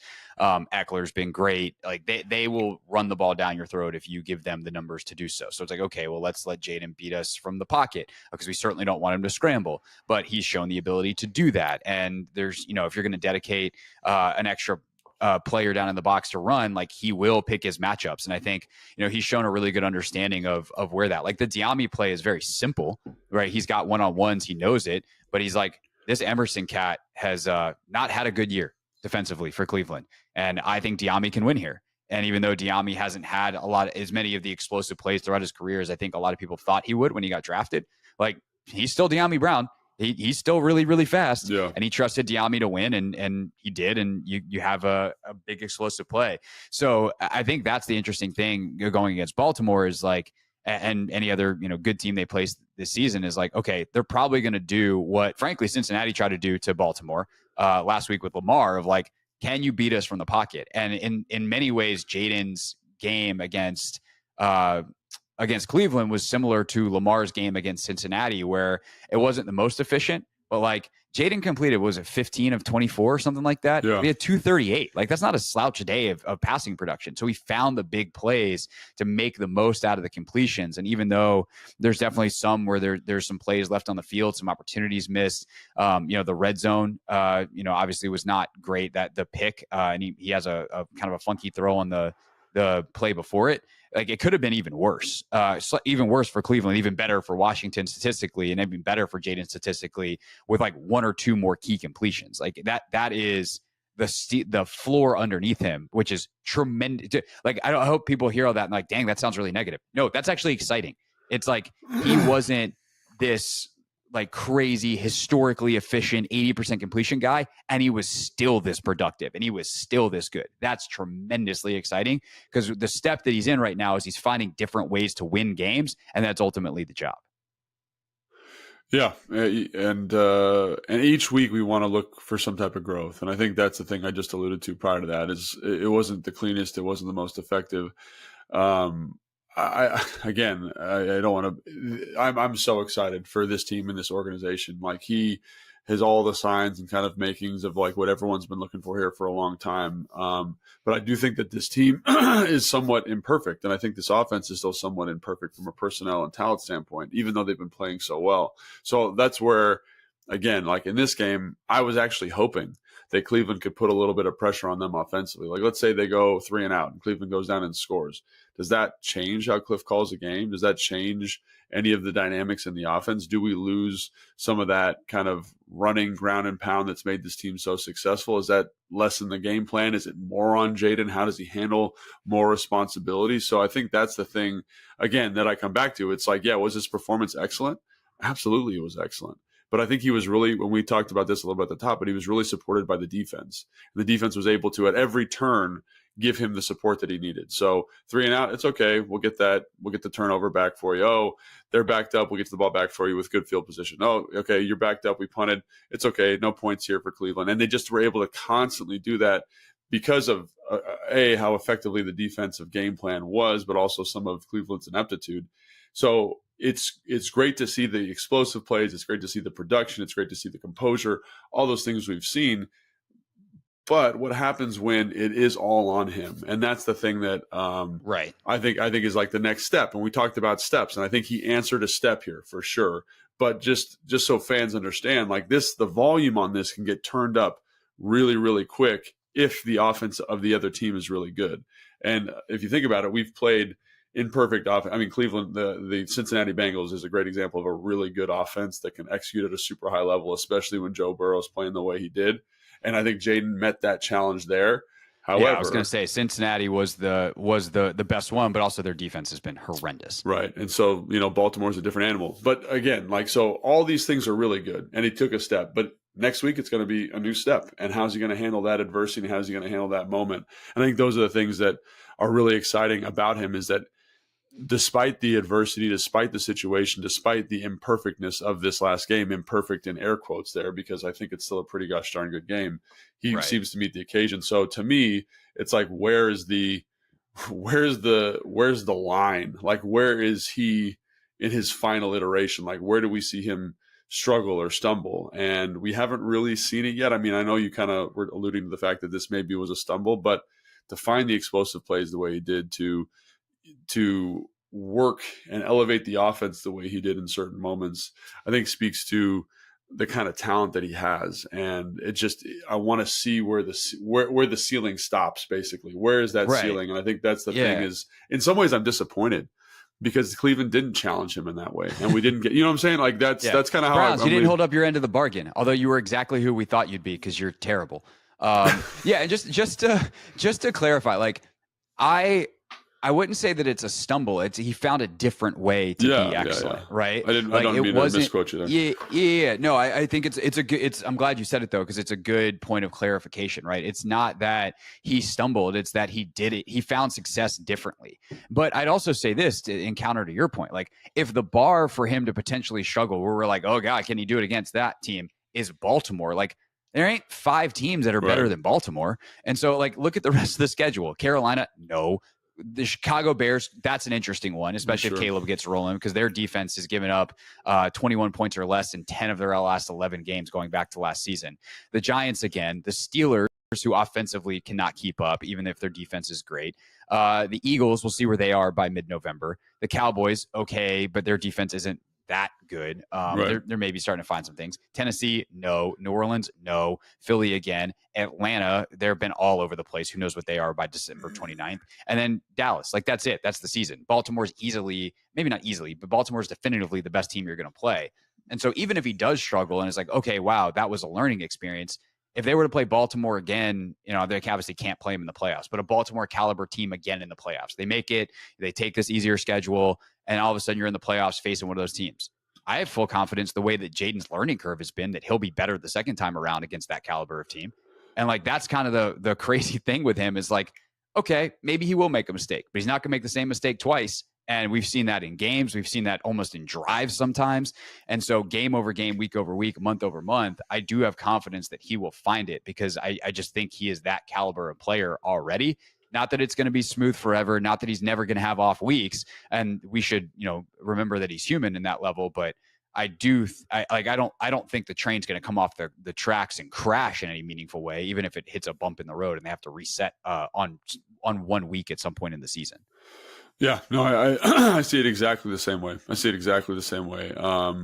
Which is exciting. It's when the season started, I never, in my wildest dreams, despite how high I was on Jaden, despite my love and respect for Adam Peters and Dan Quinn and what they've been able to do over the course of their careers, like I never anticipated this kind of turnaround, and it's been really fantastic to see kind of at every level. And it's not one thing, which is the great thing about it, which we talked about when we kind of reviewed that drive. It's everybody's supporting, Jaden's making plays, the effort and attitude of the team is improved, the coaching's much better, and it all of a sudden it just shows you, I think, kind of some of the things we were much maligned about last year with regards to the staff and regards to the talent on the roster.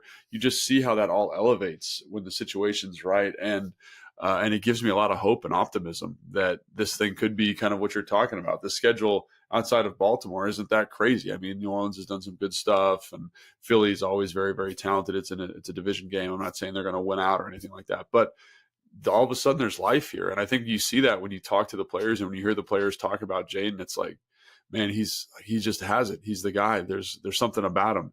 And there's something really fantastic, thinking back to 2012 for me, about when you have that confidence in that position and when you have that hope and optimism and everyone's working hard, because there is a light at the end of the tunnel. It's not just a dark cavern you're running full speed into. It's like, man, if we hit this the right way, we could do something really, really special here. And I think you see that this game is a great data point for that, because of how Cleveland played them defensively, which we've talked about ad nauseum so far. But the fact we had to win it a different way and we could is special. One thing that I did want to talk about with him, just a sequence that I'm looking to get a little more understanding on, is the red zone sequence where he ultimately throws the pick. Yeah. So they have the big play to Terry. Obviously, they get down there. I think they run the ball on first down. And there's 2 throws that I'm like, what's going on here? And I guess I'm curious in part from the Cliff side of it and part from the Jaden side of it, as they get down there and they're trying to punch it in, because obviously red zone execution is huge. Austin Seibert thankfully has been money this year, so they're able to get the field goal, or they would be able to get the field goal if they can just not throw an interception down there. But I'll phrase it this way, because I want to try to be positive with this, because Jaden deserves that based off how he's played. What can he learn from that? / what is he going to do next time when he inevitably throws a touchdown? What can you learn from it? So let's start with the first one, is Zach Ertz, and they're running basically like what I would call like a pick mesh. So basically you have 2 guys on the offensive left, they run across, it's man coverage, they try to pick the guy for Zach. I think the timing gets a little bit off, which I think is, again, where probably something most people don't see is Zach's a little bit behind it. So what I mean is like you probably want Zach on this clip to be over like the tackle when Jaden's getting ready to throw, as he's going to clear that backside hook defender. So basically, like there's a guy in the middle of the field. He's the plug player. I think it's Owusu Koromoa. They run this pick, and Zach gets a little bit bogged down. He doesn't clear the hook player the way you'd want him to. You want him sprinting by that guy, and you want Jaden to see that. So he can just lead that nice out in front and get the ball there. But Zach's a little bit high. He's a little bit late. He's kind of stacked over the hook player, so the throw becomes a little bit unclear to me. And I'm sure I've seen them rep that in practice and training camp, and Jaden's excellent at it. Like that guy clears, it's like boom, bang, ball's right there.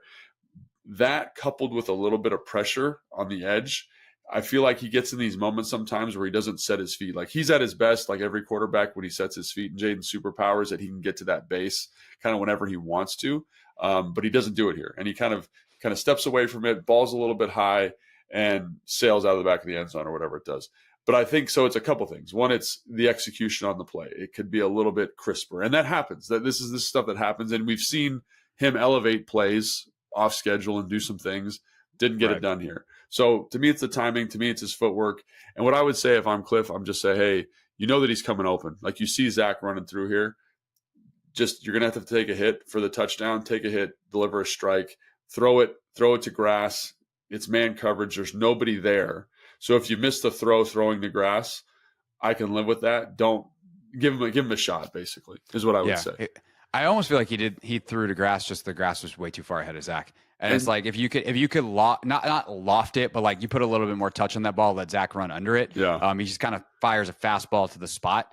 And it almost felt like a timing route that was clearly not a timing route. It's one you have to see because you have to see him clear. You have to, it's a kind of like a mesh concept, I guess. Yeah, you kind of have to, like, the best way I can explain it is you have to feel his speed, I would say. Yeah. After watching this a lot, like over the course of my career, you have to feel his speed enough to know he's going to clear that guy in the timing.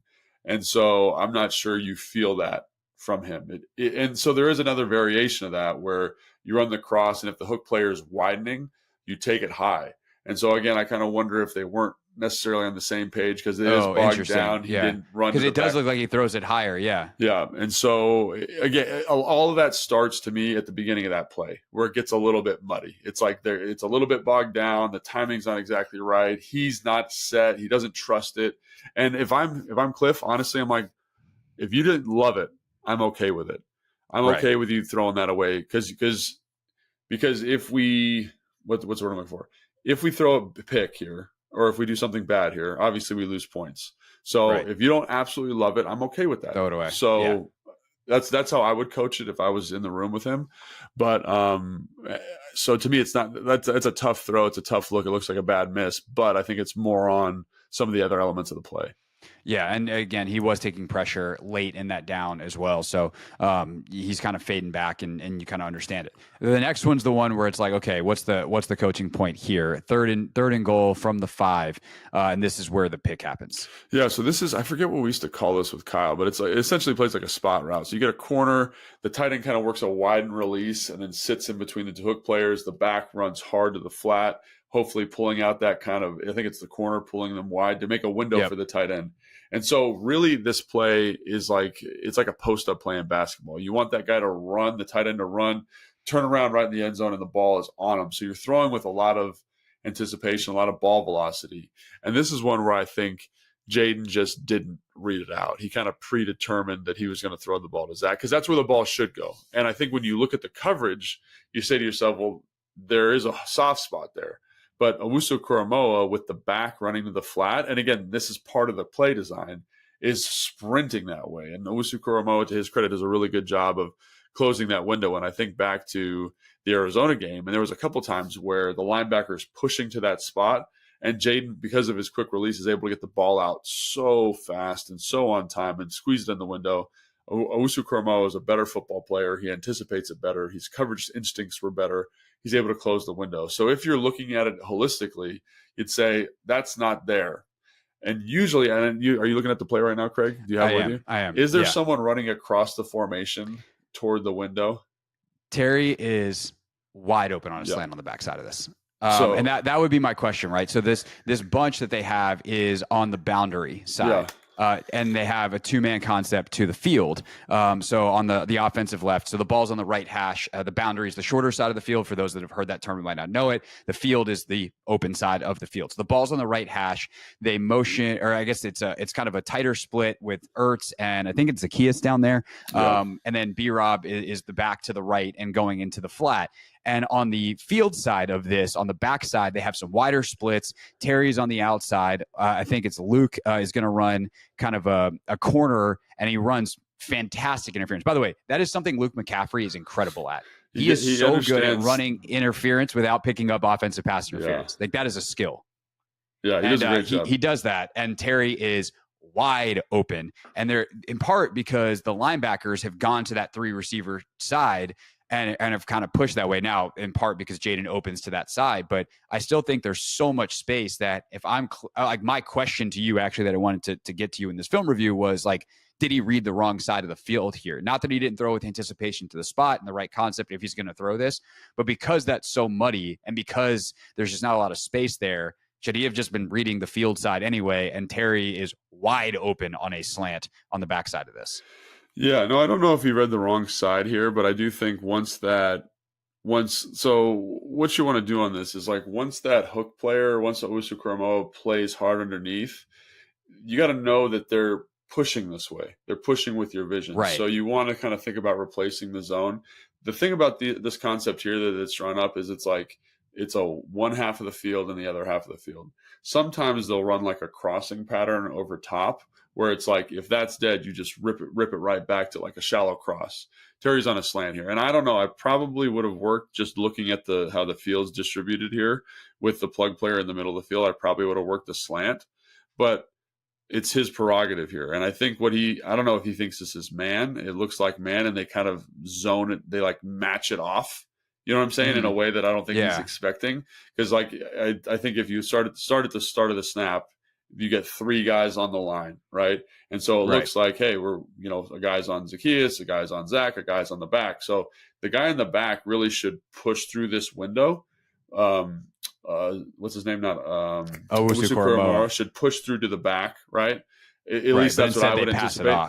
But instead they pass it off. And so they get like a match concept. So I understand why he does this, and I understand why he's thinking this way. However, once you realize that guy's not matching the back and they're passing it off, you can't throw it. You just throw it out the back of the end zone. You can maybe hit the corner in the back, but like you can't. It's not designed in a way, in my opinion, where it's like I work here to there. They're two separate concepts. You pick them pre-snap, and I feel like they just kind of got them because of how Owusu-Koramoah played it. Quite honestly, right. And potentially, like, in fairness to Jaden, right? If you're told all week long, hey, in the red zone, they're going to play man. They're going to man this. Like, we've got him. If you get, this is the look. Like, you would imagine that's probably the conversation. And Schwartz deserves credit for mixing it up and making it, the players on the Browns, like, credit to them for making it look like man and kind of getting him here. So, just looking at that, like, I think he probably should have, like, once that's dead, the way that the corner played it, I think you want to try to throw the corner. And that's the read, right? It's the spot concept to the corner. And so once it gets muddy, my eyes should flick up and I can put that ball right to the back of the end zone. And I think he just kind of was like, it's man. I know it's man, which we've seen him do before, because he studies so much. He prepares so hard. He's like, I know the coverage. This is how they're going to play it. I'm going to trust my study, which as a quarterback, I think that's one of the most challenging things to do is you have to do that. You can't just read and react. You have to anticipate a defensive reaction because it just happens so quickly. I feel like he anticipated the wrong thing and it led to an interception. For sure. But the fun thing about him at this point in his career, one for the file, stick it in there. Yeah. Next time he's going to know better because that is how Jaden Daniels operates. And you have faith that he's again, not going to make the same mistake twice. Want more from Craig and Logan? Subscribe now on the free Odyssey app or wherever you get your podcasts. More Hoffman Show next on the Team 980 and the free Odyssey app.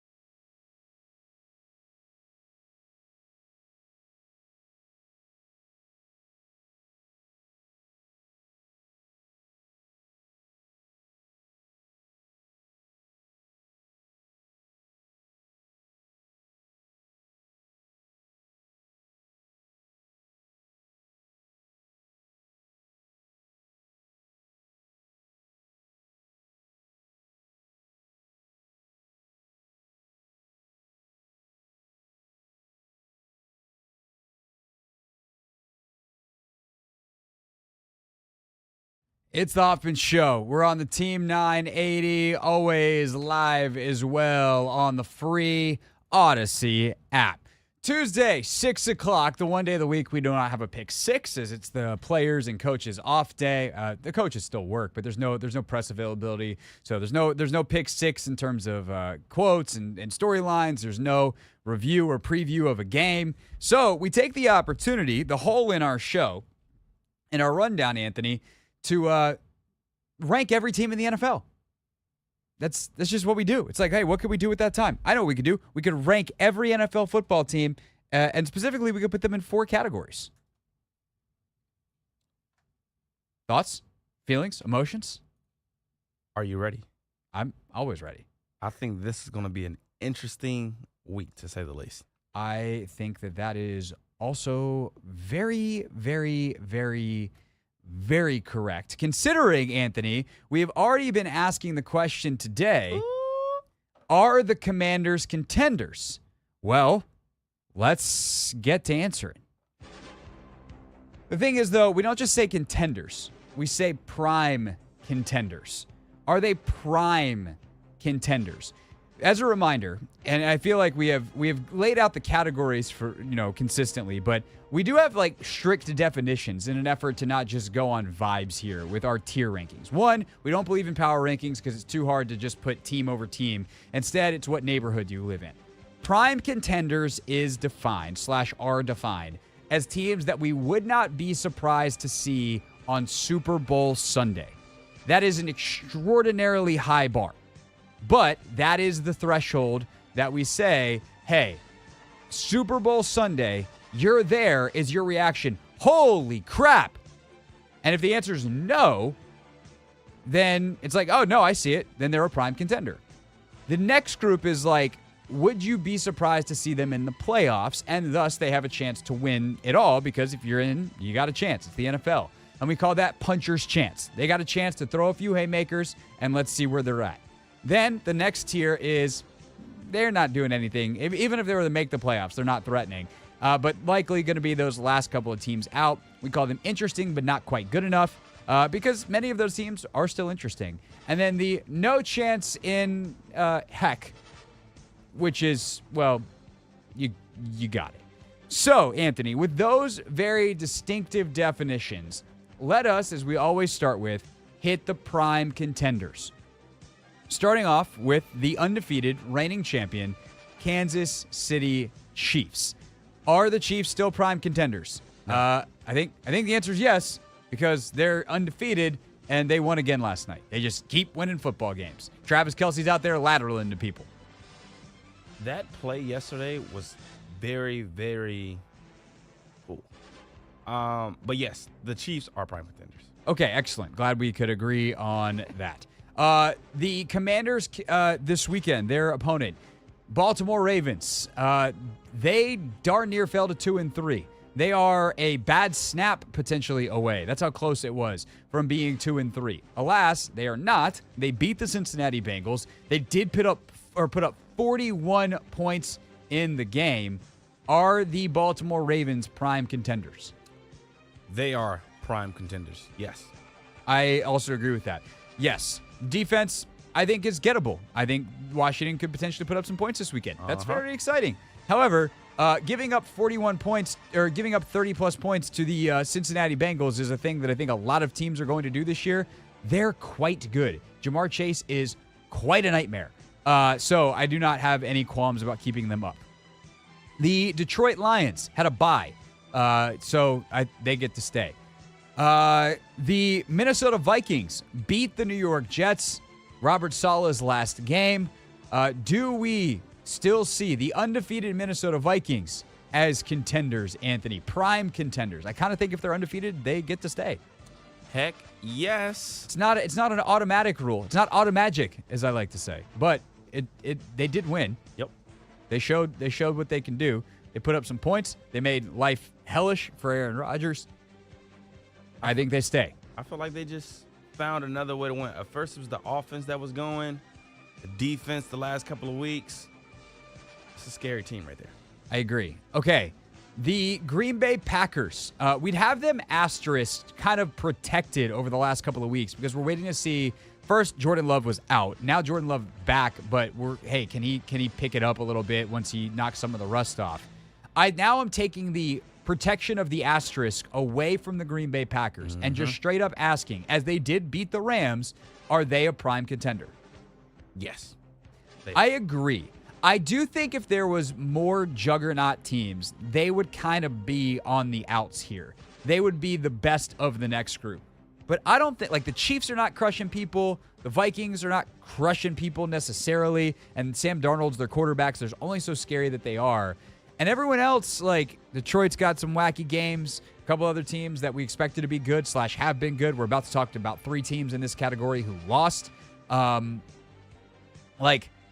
I think Green Bay has enough time to figure out some of the stuff defensively, and offensively, I think they're only going to get better. Yeah, I think Green Bay. I mean, it's the NFL. I don't think any of the teams in our prime contenders are going to blow teams out every week. So I just think as long as you find a way to win the games, I think the Ravens, you talk about them being a bad sniper way. Hey, they can't control that. They found a way to win the game. So I think that's really all that matters. And I think the Packers defense doesn't get the credit it deserves. We always talk about Jordan Love. We talk about the offense. But they've been up and down. Yeah. They've been up and down, but they played well against Matt Stafford. I know that LA team is undermanned, but they held him under 20 points. Yep. So kudos to them. Okay, 3 teams that we had up that lost. The Buffalo Bills had one they should have won. Or should have at least gotten to overtime. Sean McDermott, what are we doing, bro? Yeah. 3 straight passes out of your own end zone. Let the other team keep all their timeouts in a situation where you're going to give them good field position. Every single yard matters. Hey, maybe let's limit where they can throw the football on the field instead of being able to throw it wherever they want, get 10 yards easy, and then get a 58-yard field goal. Do you think he thought Josh Allen could get the Bills into field goal range, though? Maybe, and I guess if you want to be aggressive, but you're in the shadow of your own end zone, just play for overtime. And also, your quarterback at the time, I guess he finished 9 of 30, so it would have been 9 of 27 before 3 incompletions. Yep. Not good. Nope. And he had coming off a head injury in that game, or evaluated for a head injury, and he wasn't exactly crushing it when he got back. So, I don't want to say I'm long-term concerned about the Bills. They did lose to a Houston Texans team that we're going to have to talk about moving up here. Are the Bills still prime contenders? Don't ask me, Craig. You don't like it. I think you're going to win the battle of the Bills this week. I think the Bills. Week. I think the Bills are going down. Yeah. All right. I think they got to get back to running that ball, though, man. The Seattle Seahawks lost to the New York Giants. I don't care what you think of the Seahawks. You're not allowed to stay in prime contenders if you lose to the Giants. Yes, sir. Those are just the rules. Do I actually think that Seattle could figure some things out? Yes. Is that an absolutely bizarro game where they both got outplayed, but probably should have at least been in overtime? Geno gets them down. Great, crazy scramble. They're in field goal range, kick in to tie the football game, and instead they get it blocked and sent back the other way. And they lose 29-20 instead of being 23-all. Or whatever 23. They were. Yeah, 23-all going in overtime. So, wacky bit. Super wacky bit in terms of the final. But, actually listening to some folks who watched that game and listening to some more NFL recap pods over the weekend, catching up myself, it seemed like the Giants really did thoroughly win that game. You can't lose thoroughly to the New York Giants and expect to be in prime contenders. Then there are the San Francisco 49ers, which I will admit, Anthony, are the absolute hardest team for me to quit. I believe they will figure it out. They also lost to the Arizona Cardinals, who the Commanders beat 41-14 the weekend prior. Yep. They also shot themselves in the foot in the red zone a bunch. Are they going to do that a ton? I don't know. The one thing Kyle Shanahan I don't trust as much as other coaches in the league is clock management. There's some clock management stuff in this game, and fourth down decisions and goal. Or really, it was why are we kicking a 20-yard field goal? You're at the 2-yard line. Just try to go for it on 4th and goal at the 2. What's the worst that happens? You don't get it, and you make the other team drive 98 yards. They probably are super conservative in their play calling and punt it to you, and then you have a short field. What are we doing? So. It's not a perfect team. Obviously, defensively, they need some stuff figured out. I mean, my first thought when Saleh got fired today was, hey, man, you want to go back to San Francisco and fix their defense? Apparently, he's not going to do that. He's just going to sit out and wait till the hiring cycle next year, where Kyle will absolutely offer him the defensive coordinator job. But I don't know, man. Like, I still think that this team is really good. I still think they're talented. I still think if they get McCaffrey back, but the current iteration of them right now, I mean, the last 3 weeks, the only impressive thing they did was beat the New England Patriots. Like, it's not great. They lost to the Rams, who are 1-4. It's their only win. And then they just lost to Arizona the week after Arizona got absolutely crushed by Washington. Dang, so they have 2 divisional losses, and they have a 3rd game on Thursday. Yeah, we're going to find out a lot more on Thursday. Yeah, I mean, again, I feel like you got to find ways to win the games that are out in front of you. And they've had opportunities. They've had chances. I don't think they're a prime contender right now. I think we need to see a little bit more from the defense. We need to see consistency on the offensive side of the ball. Turning the ball over. Can't do it. You can't do that. So. Can't do it. I agree. All right, San Francisco 49ers. You have a way to earn yourself back up into the prime contenders. But as of now, you are out. Okay, that means we are now into the puncher's chance teams. And will any team, including the Washington Commanders, be able to get up into prime contenders? That's next. But first, let's get an update on the latest in the world of women's sports presented by Wawa. Gotta have a Wawa.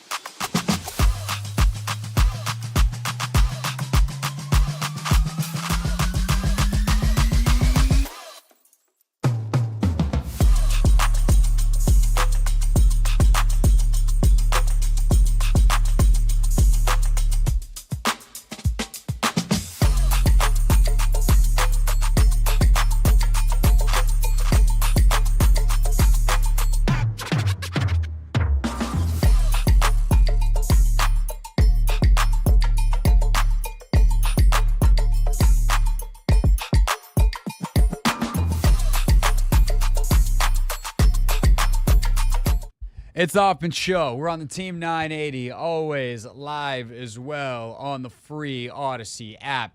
Streaming live on YouTube at the Team 980, and we are continuing on our NFL power rankings, our tier rankings, and it is time, Anthony, to answer the question. Are the Washington Commanders prime contenders? The definition, again, of a prime contender is that you would not be surprised to see them on Super Bowl Sunday. Anthony, I'm putting your feet to the fire. Do we move the Commanders up? Hold your horses, Craig. Okay. Hold your horses. Okay. Don't get too far out over your skis. How many more ways are you going to just absolutely beat this analogy into the ground? Okay. I think I think we need to wait until Sunday, Craig. I agree.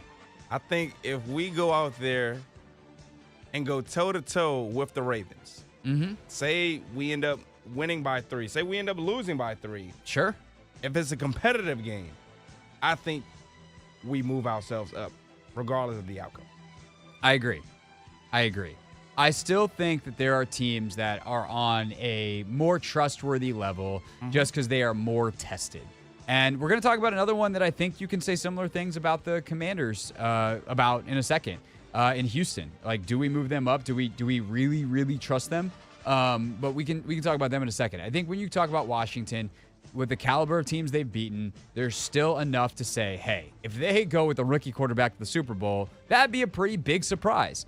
I think they perhaps have the biggest, like, they're the most Mike Tyson-y team in puncher's chance. They got the biggest haymaker they can throw with the way Jaden's playing right now and the explosiveness of this offense. But I still do think if we're talking November, December football, they're totally unproven. They have not beaten a team that is likely to make the playoffs yet. If they go out, if they beat the brakes off of Baltimore, then obviously. Frankly, if they go out and just compete with Baltimore and lose, I would still probably say, hey, they prove they can do it. They belong with the big boys. So this weekend has the potential, oh my God, for the last weekend that we say, no, they can't.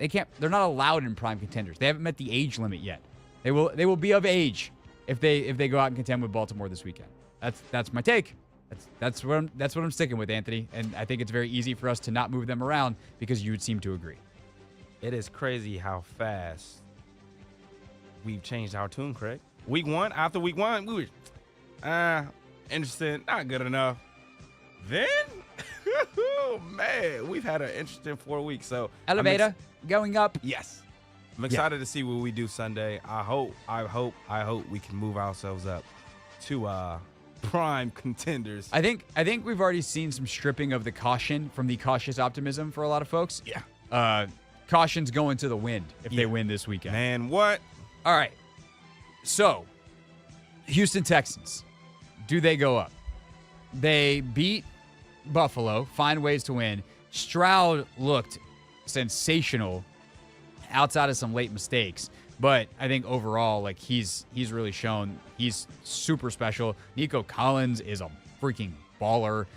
Their defense is starting to figure some things out. I mean, they absolutely destroyed Josh Allen this weekend. Again, he went for 9 for 30 for like 138. So, Houston Texans, have they done enough against enough teams that we say they belong in the mix with Kansas City, Baltimore, Detroit, Minnesota, Green Bay? Yeah, I think so. It's not pretty. They're doing just enough to win.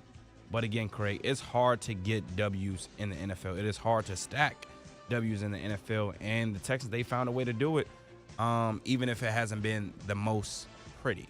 It has not. And they won a division game in their opener. Yep. They beat Chicago and held them under 20. They obviously got blown out by the Vikings, but the Vikings are great. And then you've got a division game against the Jags they got out, and then this nice win over the Bills. I mean, we're going to find out a lot more about this team in 2 weeks when they face the Packers. We'll find out something about this team, make sure they don't get a trap game this weekend against the Patriots. But I think at 4-1, with the fact that they made the playoffs last year, I think the Houston Texans get to go up. Yeah, I would agree. Okay, I think the other team that needs to be discussed, because we moved them down last week, and then they went on the road on Sunday night, and they won. Dallas Cowboys. They beat a Pittsburgh team that we said, hey, if you beat Dallas, you get to go up. Dallas, did they earn their way back up? No. I'm fine with that. I think they have a little bit more to prove. It's just the manner in which they're doing it. Like it is. I will give them credit. They found a way to win. They gutted it out. Yeah. But they're making too many mistakes. I don't trust the defense yet. I will say, look, the Pittsburgh offense is not exactly world beaters, but doing that without some of the pieces that they're still missing due to injury and that are banged up and not playing at 100%, depending on which guy we're talking about, that is impressive. If they can start to figure out this defense, Dallas might be the team that I think has the highest chance outside of Washington to move themselves back up with a dominant performance or even a good performance this weekend. Yeah. The other teams that won that were in puncher's chance, Atlanta beat Tampa, but that was a wacky game. And defensively, I don't know what to make of Atlanta. They are the ultimate puncher's chance team. Yeah. Tampa, frankly, is still a super puncher's chance team. When they're on, they're on. When they're off, yikes, bro. And then Philly was on a bye. The Saints is the other team here that we need to talk about, but we're not talking about them going up. We're talking about them going down. Any other notes from that group of teams before we talk about New Orleans? Atlanta is more so we just want to see them play some complimentary football. I think if it's a game where they play good offense, good defense, they might really blow the doors off somebody. So we just want to see that consistency, and we haven't seen it. You got to put together a full game. They won, but can you score 35 and not give up 34? Yeah. It's just been a bunch of tight games, and they're certainly not prime. All right, interesting but not good enough teams. I think I actually already moved them down in the document. New Orleans is joining the fray. They have come plummeting back down to earth. Obviously, they got beat by the best team in the league in Kansas City, but they also lost their starting quarterback in this game. New Orleans down to interesting but not good enough. Yeah, I would agree. They're actually plummeting towards where we thought they would be, which is like their own category where they're neither interesting nor good enough. But they're not a no-chance team. All right, the New York Jets, they fired their coach. I want to, on principle, put them in no chance in heck, but I can't do that with their defense. But I want to because as an organization, they deserve it. Yeah, they are a mess.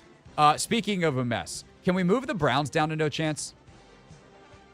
They suck, man.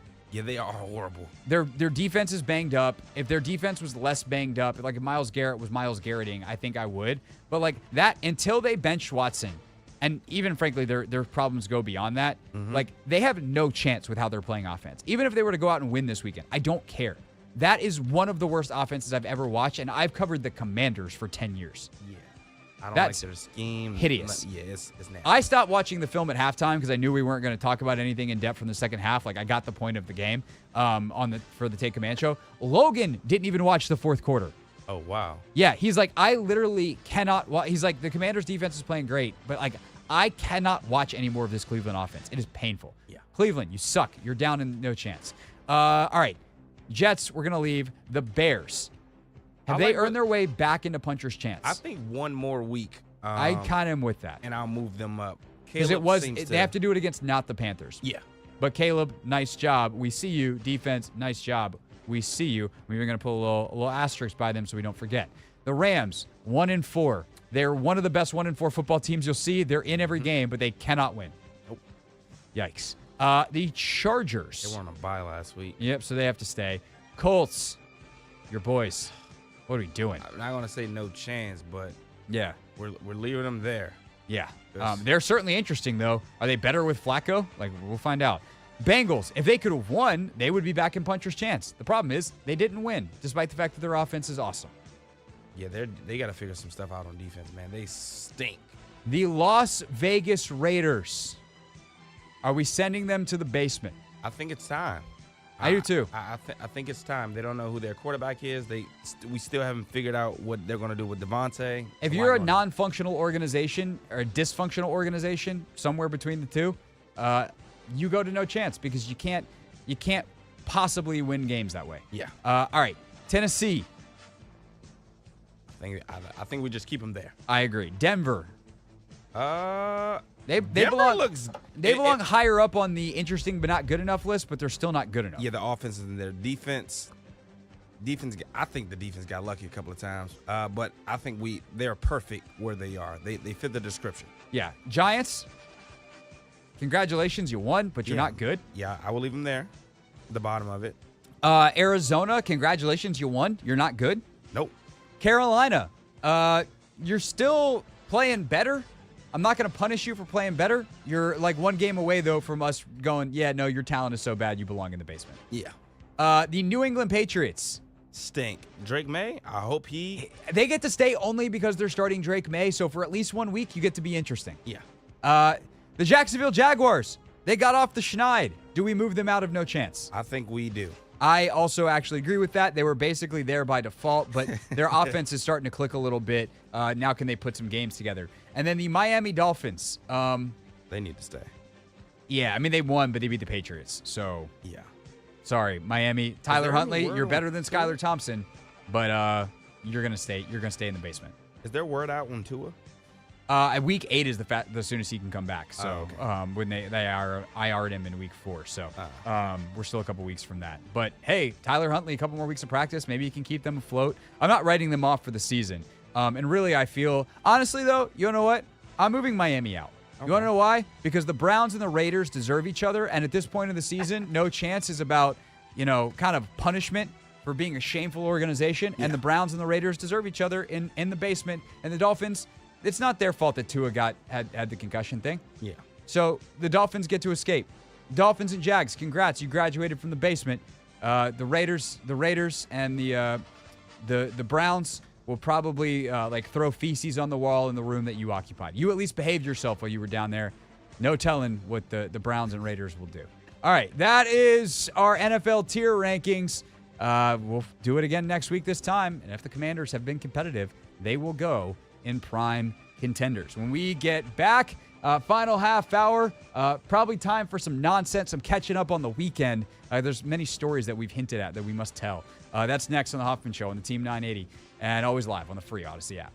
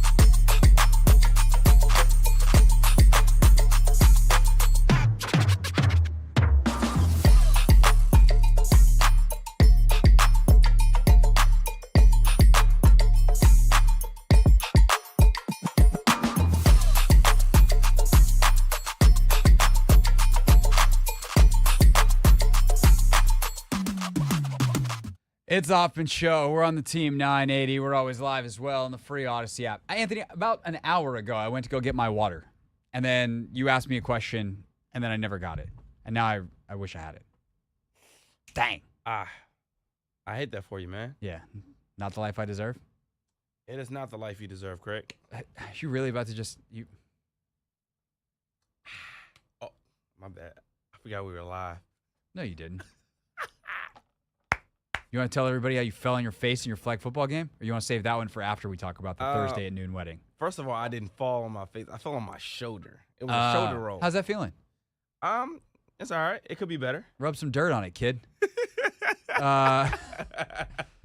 So you missed the last two shows last week because you went to a wedding that was at noon on a Thursday in San Francisco, California. Yes. How was that wedding, sir? And then, and what was your schedule? So you left Wednesday after the show? So I left Wednesday after the show. My flight was at 10 p.m. Oh, what time did you get in? Like 1 a.m.? I landed, 1 a.m. Pacific time? Yes. So 4 a.m. Eastern? Yes. Gross. And I went to sleep probably around like 2 because I had to wait for my bag, Uber to the hotel. I've taken those flights before. They suck. Man, it was not fun. The thing with me, though, when I get on a flight, I can fall asleep anywhere. I can fall asleep standing up, Craig. But for some reason... On this one, you couldn't. I could not. I was fidgeting. Then there were babies on the plane crying. There's no worse feeling than being on a plane with crying babies. It's always funny both too. Ways. Sometimes, that's a lot of airtime with flying. And one was right next to me. I'm like, come on. Aunt, that's where you got to go Uncle Aunt mode. You got to be like, I got the baby. I'm a rock. You go old school Chad Johnson, just rock the baby. Oh my gosh. Hey, hello, ma'am. Can I borrow your baby? No, that's brutal. Because the poor I always feel bad. Like when I was younger, I used to like get mad at the parents, and now that I know anything about not being a 22-year-old idiot, it's like, they can't. The babies are having problems with their ear, like their inner ears. Like it's a pressure thing. Like then there's nothing you can do as a parent to stop it other than try to soothe them. And like the parents don't feel good about that. It's not like they're letting them cry. If you got a kid who's crawling all over the place, then like the parents got to step in and do something. But like a legit baby crying, like there ain't a lot you can do outside of noise canceling headphones, put it in. And it's always kind of this funny thing where you like. When I'm trying to sleep on a plane, I will often put on either a podcast, and there's like podcasts that I listen to regularly that I love, that I like listen to when I'm doing chores or when I am driving around or on runs. I put on those same podcasts that like keep me super engaged on the ground, in the air. I'm gone. Yeah. So sometimes it's that, and the baby's in the background, and then I just pass out. But sometimes I'll put on like, lo-fi music or something like that. And like you can hear the baby faintly in the background, but your whole body just relaxes from like the music. Mm-hmm. And you're just like, this is an odd juxtaposition. Yeah. Did you not have you not have your Beats? So I had my Beats, but they aren't noise cancellation They're headphones. No. When's your birthday? When is my birthday? Yeah. July 1st. It's a long time from now. It is. It is. I don't know why I looked at the clock. Yeah. I looked at it like it was a calendar. I might have to get some AirPods. I lost my AirPods, so I might have to get the noise-canceling AirPods. AirPods are good. There's some Beats that are good. I mean, Bose has some good stuff. So, we got to get you some noise-canceling headphones. I was like, good gracious. If you don't have them by the holidays, then Uncle Craig and Aunt Rachel might have to get you a gift. I'll let you know. But I know you got some flights between now and then, so yes. There's that. So, so how was the wedding once you got there after the screaming baby? So the wedding was this was a very unique wedding. It was noon on a Thursday. So, yeah. Well, outside of the time and day of the week, it was at a city hall. It was very small. I want to say about like 40 or 50 of us. That's so funny. You're like, oh, it's super small, 40 to 50. I'm like, my wedding was like 32. But we also went to Scotland. Oh, yeah. Yeah, yours, good gracious. I still can't get over that. But yeah, so we're in San Francisco at the city hall, and her dad, he blesses the ceremony, does the entire thing. We take pictures on the steps, and I look up, the architecture of the building is actually like pretty cool. Like at first I didn't notice it, but we were sitting there for so long, like trying to wait for to take the photos and things of that nature. I had nothing else to do but, look up. And then the reception was later that night. We had a cocktail hour at the hotel. But the wedding, this was one that, I don't know. I think unique is the best word to describe it, to be honest. Just because of how small and intimate it was. And then it was, down at the city hall or court building in San Fran. So were you able to get like full wedding party ant on, or because of the smaller, like the vibes, it was like a different party ant? Yeah, it was a little bit different. I got to reconnect with his family because, again, this is one of my friends from high school. Literally my junior and senior year, I spent most of my days at his crib because I was a resident at prep, but I didn't like being there, so I would always go to his house.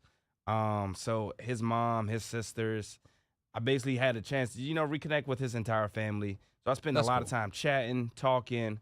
And then, we did a couple of line dances upstairs, Okay. You got a little bit in. A little something, but not too much. You got a little workout in, if you will. And then you come back, and on Sunday, you play in your flag football game. Yeah, I really had 3 flag football games, but I only played in 2 because I had to, watch the Commanders game.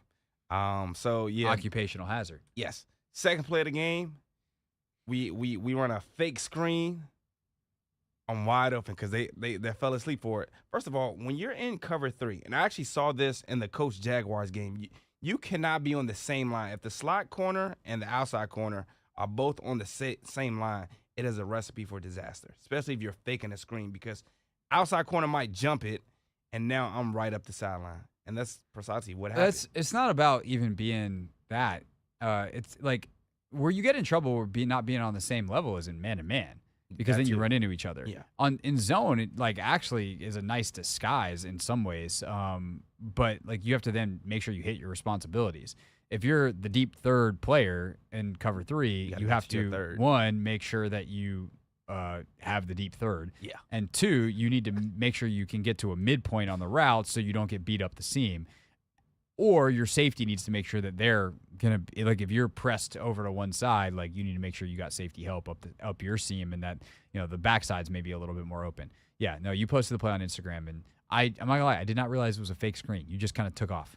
Yeah, so right before the play, I'm telling the wide receiver, I'm like, slide this way, I got you. And the corners are listening to this. So as soon as they say go, I'll run directly to the corner and then right up the seam. And it just works so perfectly. But I promise you, Craig, if you look at the play against the Jags against the Colts, it's literally a similar play. Dallas Flowers, I don't know what he was doing, but he did not get to his third. Was it? This is the play you posted on Instagram, or it's? Yes, it's different play. Oh no, it's the play I posted on Instagram. Oh, you posted 2.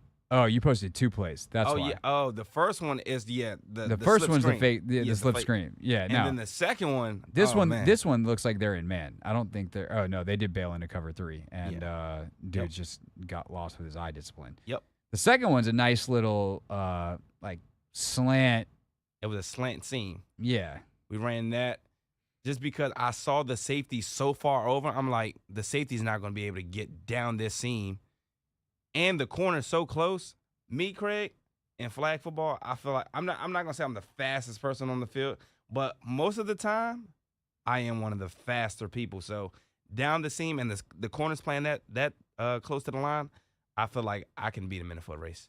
Yeah, so I scored on the first one. The second one is where yeah. What happened? You blow a tire here? You just lose your balance? Nah, so the ball's a little bit out, and you didn't catch it cleanly. Yeah, I didn't catch it cleanly, and the ball was a little far. It was on my right shoulder as opposed to directly in front of me, and my momentum took me. Let me ask you a question.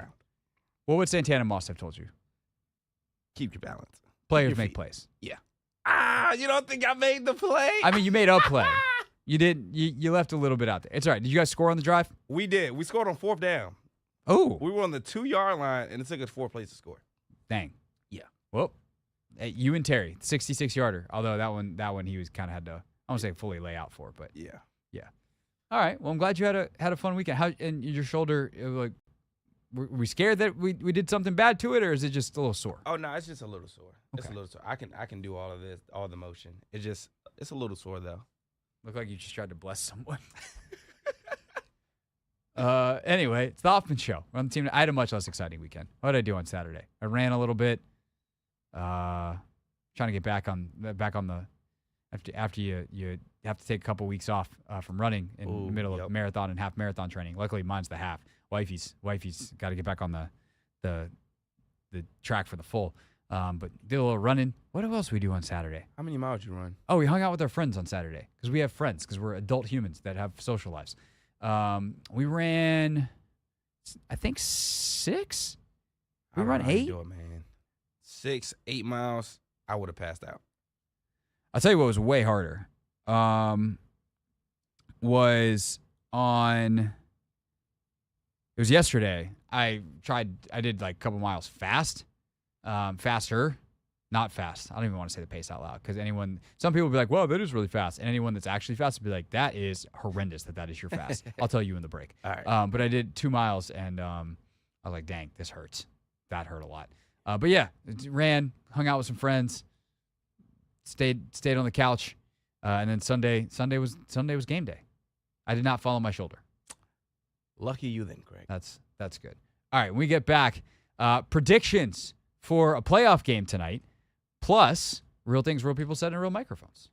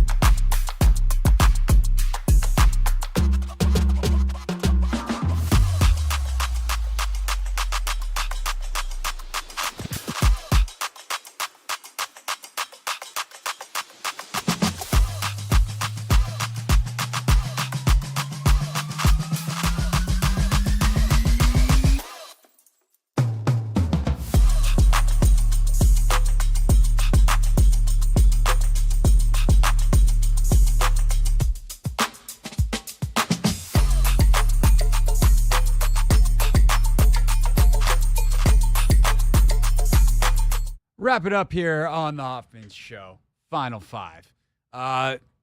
Great show today. Good stuff from Tischler earlier. You'll hear from him during Real Things.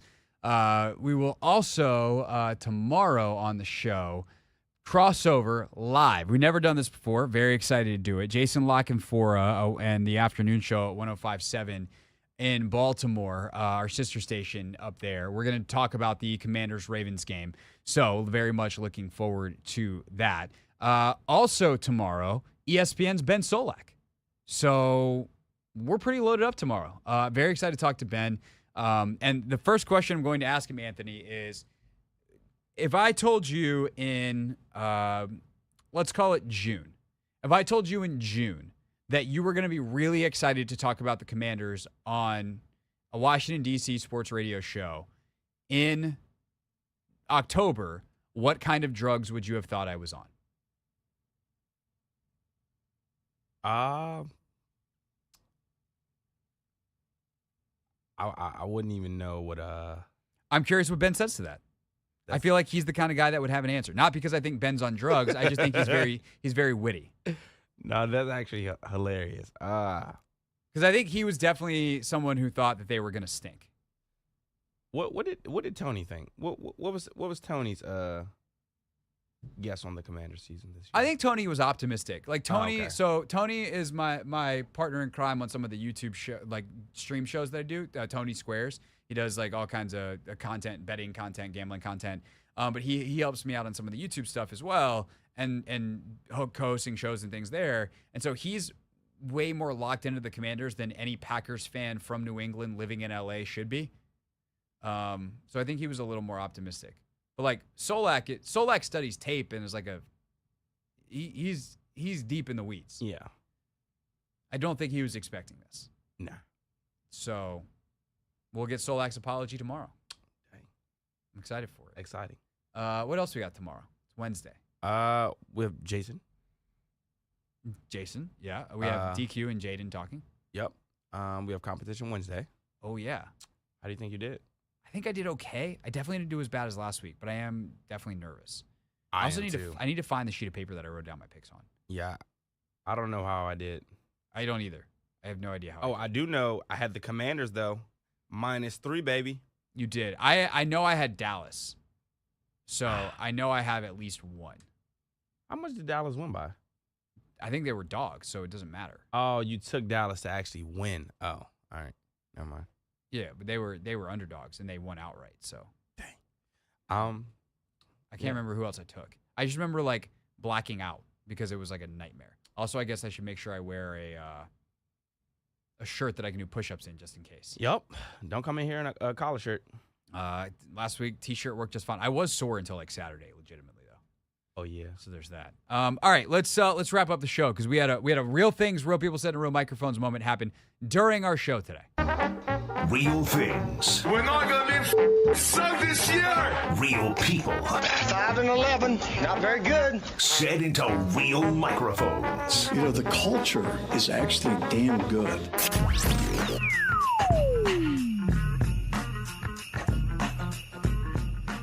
All right, so during his appearance on Tischler Tuesday, Mitch Tischler, I asked him about if he would do the follow-up journalism to figure out what happened between Deron Payne and John Allen when they played rock, paper, scissors on the field, because there's conflicting reports, and I care about this way more than I should. And Mitchell reminded me in answering his question that he does not call it rock, paper, scissors. For me this week is I have always, like a kid, called it rock, scissors, paper. I did notice and that. My friends give me a hard time about it all the time, that I'm wrong, and I'm just indignant about it, saying that, you're wrong, I'm right. I didn't know that there was such a fervent following of rock, scissors, paper on Twitter, and that those people would be so enthusiastic to tell me how wrong I am about what I call the game. I was going to say, Mitch, has anybody told you that you're right? Yeah, me. Right between my ears, every single time I say it, it says I'm right. Do you know the origin of how you began to say it differently than everyone else? I don't know. I'm actually having dinner with my parents a little bit later tonight, and I want to find out whether it's just like a Tischler thing or whether I just decided that my name was better than the name that is widely accepted elsewhere. What do you think, Anthony? To this day, that's hilarious. Rock, scissors, paper. Can't make it up. That's weirder than people who don't do the shoot at the end. That's our show. If you want the full interview with Mitch, including very good football talk, check the podcast. And we'll see everybody tomorrow.